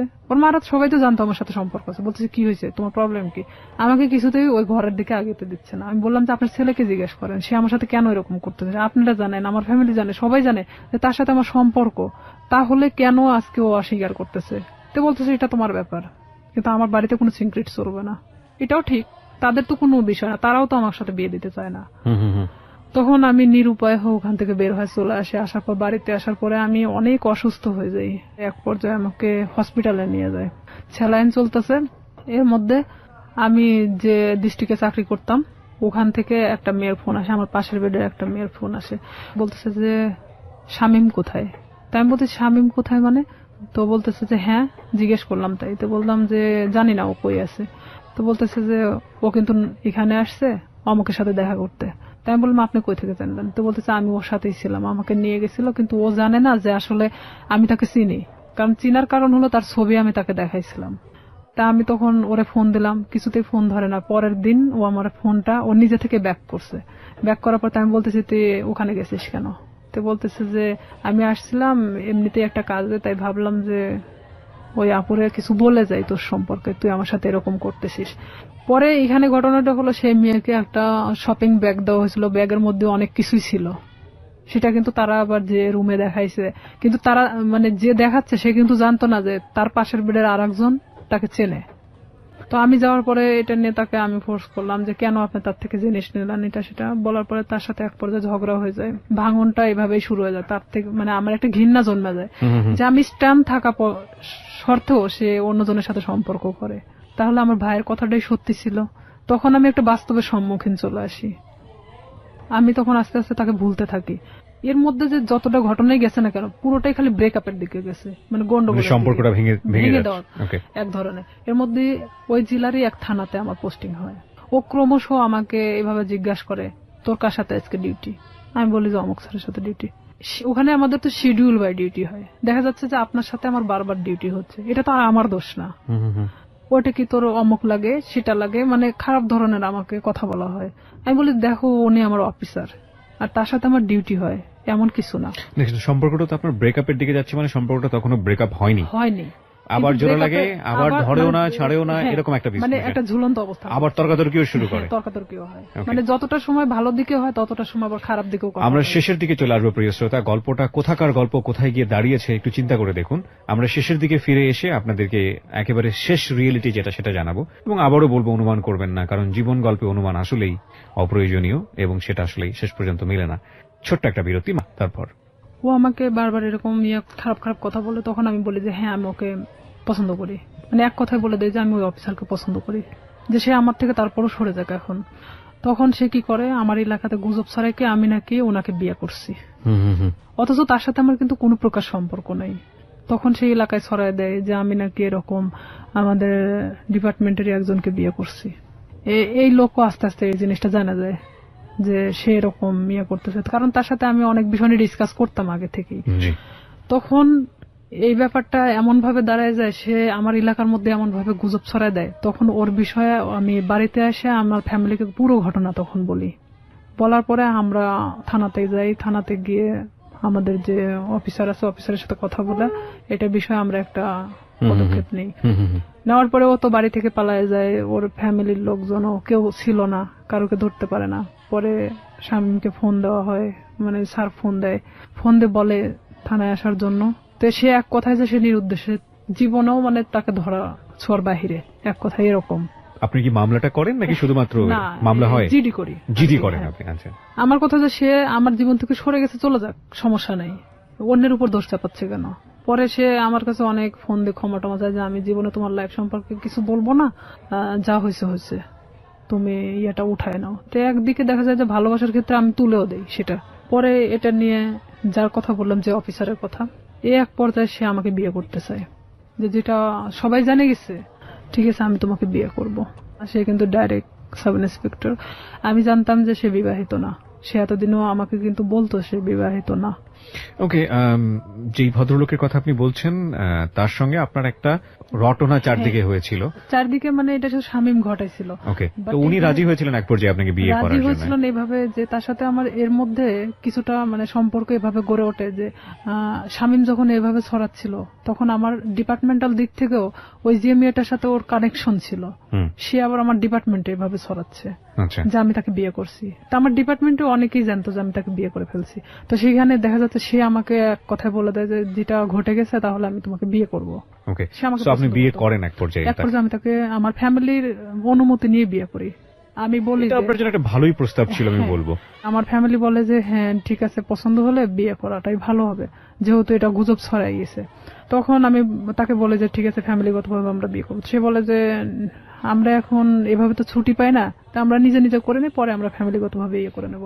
তো এখানে আমি কিন্তু সেটা রাজি হয়ে যাই। ঠিক তার 1.5 মাস থেকে 2 মাসের মাথায় আমি জানতে পারি সে বিবাহিত, তার বাচ্চা বলছে। তখন আপনি বিয়ের আগে তাকে জিজ্ঞেস করেননি? আমি জিজ্ঞেস করছি অনেকবার, কিন্তু বিয়ের আগে ওইভাবে আমি অতটা ক্লোজ ছিলাম না। ও কি বলেছে যে না আমি বিবাহিত না? না, ও অনেকবার স্বীকার করছে যে আমি বিবাহিত না। তো জানলেন আপনি? জানার পরে আমি তখন অনেকটাই কষ্ট পাই। কষ্ট পাওয়ার পরে কষ্ট পাবেন কি? আমি তো যতদূর জানি যে এটা একটা মানে মারাত্মক রকমের আইন ভঙ্গন, মানে পুলিশের এত বড় একটা পোস্টে থেকে সে এই ধরনের কাজ করেছে, মানে তো তার ক্লোজ হয়ে যাওয়ার কথা। অনেক কষ্ট পাই। কষ্ট পাওয়ার পরে ওকে আমি বলি যে এটা আমার সাথে করার কি দরকার ছিল। বাট সাহসটা পাই কিভাবে? সে সাহসটা পাইছে এভাবেই যে একটা ছেলে আমাকে এভাবে হ্যারাস করতেছে, তার সম্পর্কে তো আমি তার সাথে ডিসকাস করতাম। সেটা তো অন্য হিসাব, এটা তো ইনফরমাল হিসাব। কিন্তু ফর্মালি তো যদি যায় তাহলে তো চাকরি থাকবে না। সে এটাই ভাবতেছিল মেয়েটা তো এত কিছুর পরেও যেহেতু প্রকাশ করে নাই, তাহলে আমার ব্যাপারটাও হয়তো ওইভাবে প্রকাশ করবে না। ওকে, কিন্তু তার ফার্স্ট ওয়াইফ তো ঝামেলা করতে পারে, কনফিডেন্স এরকম ছিল। আচ্ছা, তখন এরকম যখন আমি দেখলাম যে না, এনার সাথে আমার সংসার করা সম্ভব না, তখন আমি কিভাবে আমার ফ্যামিলিকে বলবো আবার যে আমি বিয়ে করার পরে এখন সংসার করতে চাচ্ছি না? সম্ভব না কেন ভাবলেন? শুধু এই বিয়েটা সম্ভব না মানে তার বাচ্চা আছে, 2টা বাচ্চা, অলরেডি 2টা বাচ্চা। ওয়াইফের সঙ্গে কথা হয়েছিল? প্রথম ওয়াইফের সাথে আমি কথা বলছি। কি বলেন উনি? প্রথম ওয়াইফ জানতো বিষয়টা? ওনার প্রথম ওয়াইফ জানতো বিষয়টা কিরকম। ইনার সাথে যখন সম্পর্কটা হয়, বাট বিয়ে না এমনিতেই, তখন উনি আমাকে বলতো আমার ভাবির সাথে কথা বলো। আপনাকে ওনার ভাবির সাথে কথা বলতো? মানে ওনার ভাবি ওনার ওয়াইফ ওনার ভাবি সাজতো। তাহলে কি এখানে দেখা যাচ্ছে না যে ওনার ওয়াইফ ব্যাপারটা জানতো? ওকে, ব্যাপারটা শুধু আমি জানতাম না। ভাবির সঙ্গে কি বিষয়ে কথা বলতেন? বিয়ের বিষয়ে কথা বলতাম। আমি বলতাম যে আমি তোকে পছন্দ করি। বলে যে হ্যাঁ পছন্দ, সে তো আমাকে বলে যে তুমি ওকে পছন্দ করো। মানে অনেক বিষয় নিয়ে, আসল কথা এক কথায় যে একটা প্রেমিক প্রেমিকার মধ্যে একটা ভাবি আসলে যা হয়, সেসব কিছু একটা ওয়াইফ হলে তো কখনো মানা সম্ভব না আমার মতে। মানে ওনার ওয়াইফের সঙ্গে কথা হতো ঠিকই, কিন্তু আসলে আমি জানতাম ওনার ভাবি হিসেবে, এবং উনিও সেটাই বলতো যে আমি ওনার ভাবি হই। ওনার বাচ্চাদের সাথে আমি কথা বলতাম, কারণ আমি জানতাম যে ওনার ভাইয়ের বাচ্চা এগুলো। এক পর্যায়ে সে যখন আমি সংসার করব না, তখন বলে যে কেন করবা না, আমি কি এমন একটা কথাই তো ভুল বলছি, তো আমার তো তোমাকে পালার মতো সামর্থ্য আছে, এটা সেটা আমাকে অনেক কিছু বোঝায়। তাই আমি বলি ঠিক আছে তাহলে আমি বাচ্চা কাচ্চা নিয়ে নেই, যেহেতু আমারও তো একটা লাইফ আছে। সে বলে যে না এখন বাচ্চা নিতে হবে না, এটা সেটা, মানে সে কোনো প্রকার আমাকে বাচ্চা নিতে দিবে না। তার মানে তখন কি আমি এটা বুঝবো না যে আমার লাইফের যত টাকা পয়সা আছে তারা আমার দিক গ্রাস করানোর চেষ্টা করতেছে? ক্রমশ সে আমার দিকে মানে টাকা পয়সা সবকিছু থেকে মানে আমার থেকে চাইতে শুরু করে। সে আমাকে দেওয়ার দূরের কথা, সে নিজেই আমার থেকে নিতে শুরু করে। ব্রেকআপ হতে হতে হতে হতে এখন লাস্ট পর্যায়ে আমাদের টোটালি ব্রেকআপ হয়ে গেছে। এই পর্যায়ে সেই ব্রেকআপের পরে শামীম এসে করতেছে কি, আমার বিভিন্ন ফেসবুক আইডি খুলতেছে, বিভিন্ন ছবি আপডেট করতেছে, মানে যেখানে আমি কখনো ফেসবুক চালাই না সেখানে দেখা যাচ্ছে ফেসবুক চালানো হচ্ছে। মানে আমার নামে অনেক কিছু করা হচ্ছে যে আমি নাকি আবারও বিয়ে করছি, কিন্তু আবারও এলাকার মধ্যে এক ধরনের গুজব ছড়ানো হচ্ছে। অনেক কিছু আমাকে একদিক থেকে শামীম আবারও চাপের মুখে রাখছে। মানে মাঝখানের জীবনটা ছিল একরকম, আর ফার্স্ট লাইফ আর এই লাস্ট লাইফটা আবার আগের মতো। ওকে, তো এখানে আমি শামীমকে অনেক ফোর্স করি যে দেখ, আগে তো আমি অনেক নিরীহ একটা মানুষ ছিলাম, কিন্তু আমি আমার সার্ভিস লাইফ 5 বছর, এখন কিন্তু উঠে দাঁড়ানোর মতো শক্তি আমার আছে। তো আমার সাথে এমন কোনো কিছু করো না যেটাতে তোমারও ক্ষতি হবে বাট সবার ক্ষতি হবে। সো রাইট নাও আপনি যেটা বলছেন যে আপনি যাকে বিয়ে করলেন তার সঙ্গে আপনার ডিভোর্স। হ্যাঁ, এখন ডিভোর্স থেকে আপনি দিয়ে দিয়েছেন। হ্যাঁ, আমি নিজে। আপনি কোনো আইনি অ্যাকশনও নেননি? আসলে কি নিব, নিয়ে লাভটা কি? আমি এটা করছিলাম যে তার নামে আমি জিডি করছিলাম, মামলা করার মানে সিদ্ধান্ত নিয়েছিলাম আমার ফ্যামিলি থেকে। পরে মানে যখন আমার ফ্যামিলি, আমার বড় জ্যাঠা বলে যে যা হবার তা তো হয়ে গেছে, এই জিডি মামলা মোকদ্দমা, তারা আসলে এক ধরনের সরল সোজা মানুষ। তারা চাচ্ছে যে আসলে এগুলো করার কি দরকার, যা হবার তা তো হয়ে গেছে। ওকে। সেখানে তো মামলার দিক থেকে দেখা যাচ্ছে যে সে আমাকে মিথ্যা বলে হয়তো আমাকে বিয়ে করছে, কিন্তু তারপর থেকে তো আমাকে সে মানে ছাড়তে চাচ্ছে না। মানে বিষয়টা জটিল আকার ধারণ করতে সবকিছু মিলিয়ে, এই জন্য আপনি আর পরবর্তীতে আবার আগান। এখানে দেখা যাচ্ছে যে আমার লাইফেও অনেক ক্ষতি হয়ে যেত, যে ওনার ওয়াইফ যদি টোটালি না করতে যায়, তার সাথে আমার কোনো যোগাযোগ হয়নি। তাহলে সেক্ষেত্রে উনি যদি আমাকে বিভাগীয় একটা মামলা দিত, আমি থাকতে আমার হাজবেন্ডকে সে ফুসলিয়ে বিয়ে করছে, তার হাজবেন্ডও হয়তো এই কথা বলে উঠতো যে আমাকে সে ফুসলাইছিল, কারণ সেটার কোনো প্রমাণ নাই। বিপদে পড়তেন। তো সেখানে দেখা যাচ্ছে যে আমার কথাগুলো ভিত্তিহীন ছিল। আমি সবকিছু ভাবে আবারও সেখান থেকে সবকিছু ক্লোজ করে চলে আসছি। এরপরেই কি আপনার পিছনে শামীম আবার দৌড়াদৌড়ি শুরু করে? হ্যাঁ, এখন ও আবারও আমার পিছনে। ওকে বিয়ে শাদী করেনি? ও বিয়ে করছে, বিয়ে করার পর বউ ছাড়া দিছে, তারপরে আবার আপনার পিছনে। হ্যাঁ, এখন ও চাচ্ছে যে আমি। এখন কি করছে? ফেসবুকে আপনার নামে স্ক্যান্ডাল তৈরি করার চেষ্টা করছে। ফেসবুকে স্ক্যান্ডাল তৈরি করাটা খুব সহজ এই কারণে যে আমরা যারা সাধারণ মানুষ আছি, যারা এই অনুষ্ঠানটা শুনছেন, বিশেষ করে তাদের মধ্যে অনেকেই আছেন তারা খুব সহজ সরল। তারা একটা স্ক্রিনশট দেখলেই মনে করেন যে না জানি কি আছে এর মধ্যে, এই ঘটনা ছি। যে আমাদের সবারই একটা বড় সমস্যা হচ্ছে, আমরা সবাই ফার্স্ট ইমপ্রেশনে চিন্তা করি। ফার্স্ট ইমোশন, রাস্তায় একটা ঘটনা ঘটছে, কেউ একজন মার খাচ্ছে, আপনার মনে হবে সে চুরি করেছে, সে কারণে সে মার খাচ্ছে, এবং দৌড় দিয়ে গিয়ে আপনি দুটো মেরে চলে আসলেন। এই যে মনে হওয়ার ব্যাপারটা, এটা আমাদের ফার্স্ট ইমোশন ম্যাক্সিমাম টাইমই রং থাকে। আমরা কখনো বিহাইন্ড দ্য রিজন কখনো চিন্তা করি না, কজ কিংবা প্রুফ বিহাইন্ড দ্য রিজন কখনো চিন্তা করি না। একটু ঠান্ডা মাথায় 2 মিনিট ভেবে যে ওটার প্রতি আমাদের রিয়াকশনটা কি হবে সেটা জানাই না। কোন একটা পোস্ট দেখলাম, ইচ্ছা মতো গালিগালাজ। কিছুদিন আগে, আমি নাম মেনশন করবো না, আমাদের খুব বিখ্যাত প্রিয় একজন ক্রিকেটার তার বোনকে নিয়ে ছবি দিয়েছে ফেসবুকে, সেখানে আস্তাগফিরুল্লাহ, মানে এত বাজে কমেন্টস। এই যে মেন্টালিটিগুলো না, এই মেন্টালিটিগুলোর প্রধানতম কারণ হচ্ছে আমরা ফেসবুকটাকে খুব হালকা ভাবে নেই। আমরা মনে করি যে এখানে একটা কমেন্টস দিলাম, দিলেই কি না দিলেই কি, এমন একটা জগৎ, এটার সাথে বাস্তবের কোনো যোগাযোগ নেই। কিন্তু এটা ভুল, কারণ দিন দিন এটা এত বেশি ক্রাউডি একটা প্লেস হচ্ছে, এখানে আপনি যেটাই করেন না কেন, যাই করেন না কেন, সেটা কিন্তু একটা ছাপ রেখে দেয়। ভুল করলেও সেটা একটা ছাপ রেখে দেয়, এবং একই সাথে ভালো করলেও সেটা একটা সম্মান বয়ে নিয়ে আসে। আমরা কেউই ভুল শুদ্ধের ঊর্ধ্বে না, কিন্তু এই যে স্ক্যান্ডাল তৈরি করা কিংবা একজনের নামে বদনাম রটানো, একজনকে বিপদে ফেলা, এটা করা ওটা করা, এই ব্যাপারগুলো না খুব সহজেই করা যায়। কারণ আমরা যদি বলি, আমাদের বাঙালি সেন্স এই জিনিসগুলো খুব ইন্টারেস্টিং। আমরা দেখবেন যে কেওয়াস পছন্দ করি। সিম্পল একটা উদাহরণ, মাটি খোঁড়া হচ্ছে, সেখানে 10 জন লোক দাঁড়িয়ে থেকে দেখছে, আপনিও দাঁড়িয়ে থেকে দেখছেন, নতুন কিছু নেই, বাট আমরা খুব কৌতূহল প্রবণ একটা জাতি। তো সেই জায়গাতে যখন এই ধরনের কেওয়াস তৈরি হয়, বিভিন্ন মানুষ সেই কেওয়াস তৈরি করার সুযোগ নেন, কারণ কেওয়াস খুব অতি সহজেই তৈরি করা যায়। তো এই ফেসবুকে স্ক্যান্ডাল করাটা খুবই ইজি, এবং স্ক্যান্ডাল করে ফায়দাও খুব সহজভাবে নেওয়া যায় আর কি। তো আমাদের মতো মানুষ, বিশেষ করে আমাদের রিয়াদের মতো মানুষ, তাদের জন্য, তাদের ফিউচারটাকে নষ্ট করার জন্য এই ধরনের স্ক্যান্ডাল এটা খুব কাজে লাগে। কিন্তু একটা কথা হচ্ছে কি ভাই, দিন শেষে গড জাস্টিফিকেশন বলে একটা ব্যাপার আছে, ঈশ্বরের মার। হ্যাঁ, এবং এটা খুব ভয়াবহ। ঠিক আছে, একজন মানুষকে বিপদে ফেলার জন্য আপনি যদি কোনো চেষ্টা করে থাকেন, তাহলে নিশ্চিতভাবে আপনি ধরে নেন আপনিও সে বিপদে পড়বেন। আপনি মূলত আজকের এই অনুষ্ঠানে এসেছেন আপনার এই কথাগুলো খুলে বলার জন্য। আপনি একজন ভিকটিম, এবং আপনি যাদের হাতে আইন শৃঙ্খলা রক্ষা করার কাজ, তাদের মধ্যে কাজ করেও আপনি একজন ভিকটিম। এবং আপনার পুরো পরিচয়টা আমি এখানে গোপন রেখেছি। আপনার যে নাম আপনি ব্যবহার করেছেন সেটা ছদ্মনাম আমি বললাম, এবং বাকি যাদের সঙ্গে ওনার সম্পর্ক, তাদের কাউকে আমরা এখানে ফ্ল্যাশ করিনি বা এক্সপোজ করিনি। তার প্রধানতম কারণ হচ্ছে আমাদের সামাজিক অবস্থা। প্রচন্ড সম্মান আছে আমাদের যে পুলিশ বাহিনী, তাদের চেষ্টার প্রতি, তাদেরকে আমি রেসপেক্ট করি আমাদের এই অনুষ্ঠান থেকে। সেখান থেকে এসে আপনি সৎ সাহস নিয়ে আজকে এখানে এই বিষয়গুলো বলে গেলেন, এবং আপনি লাস্টে এই কথাটাও বললেন যে শামীমকে বিরত থাকার জন্য, নইলে আপনি বাধ্য হবেন কোন একটা অ্যাকশন নেবার জন্য। অ্যাকশন নিব বলতে নিছি তো, অলরেডি অ্যাকশন নিয়ে নিয়েছে। অলরেডি ও আমাকে এমন ভাবে হ্যারাস করতেছে, দেখা যাচ্ছে 2 টাকার নোটের উপর আমার নাম্বার, বিভিন্ন জায়গা থেকে আমাকে ফোন দিচ্ছে। ফোন দিয়ে বলবে কি, কয় টাকা দরকার, কয় টাকা দিয়ে থাকবেন, মানে এই ধরনের আমাকে কমেন্টস করা হচ্ছে। কি অ্যাকশন নিয়েছেন আপনি? ঈদের পরের দিন থানাতে যাওয়ার পরে আমি স্যারকে সব কথা খুলে বলি, মানে আবারও সেই জিডি করা হয়। জিডি মামলা করেনি, জিডি মামলা করেছেন। আমি আসলে করতে চাই না, যে মামলা করলে আমাকেও যেতে হবে তারিখে তারিখে, বেল পাই যাবে। ও ঠিকই আবার আগের মতো আরো হয়তো ভয়ঙ্কর হতে পারে। তো আমি সাধারণ জিডি করছি এর কারণে যে ওকে বোঝানোর জন্য। তো এখন জিডির কোনো অ্যাকশন কি হয়েছে? হ্যাঁ, আমি ওনার সঙ্গে ওদের বাড়িতে আসি, মানে আমাকে দেখার পরেই ও বের হয়ে চলে যায়, মানে এমন ভাবে বের হয়ে চলে যায় ওকে, মানে আমি যে দেখা দিচ্ছি দিতে দিতে ও মানে মোটরসাইকেল নিয়ে টান দিয়ে চলে যায়। আচ্ছা, এখানে জিডিটার বিষয়টা আমি যত জানি জিডিটা একসময় এনকোয়ারি হয় এবং এটা যদি সত্যতা পায় তাহলে অটোমেটিক্যালি মামলায় রূপ নেয়। মামলায় রূপ নেয়, কিন্তু এটা ঘটনাটা হলো কি যে আমি স্যারকে এভাবে বলছিলাম যে যেহেতু আমার লাইফের পিছনের ঘটনাগুলোতে আমি কোনো অ্যাকশন নেইনি, তো আমি চাচ্ছিলাম যে শুধু এখান থেকে বিরত করার জন্য।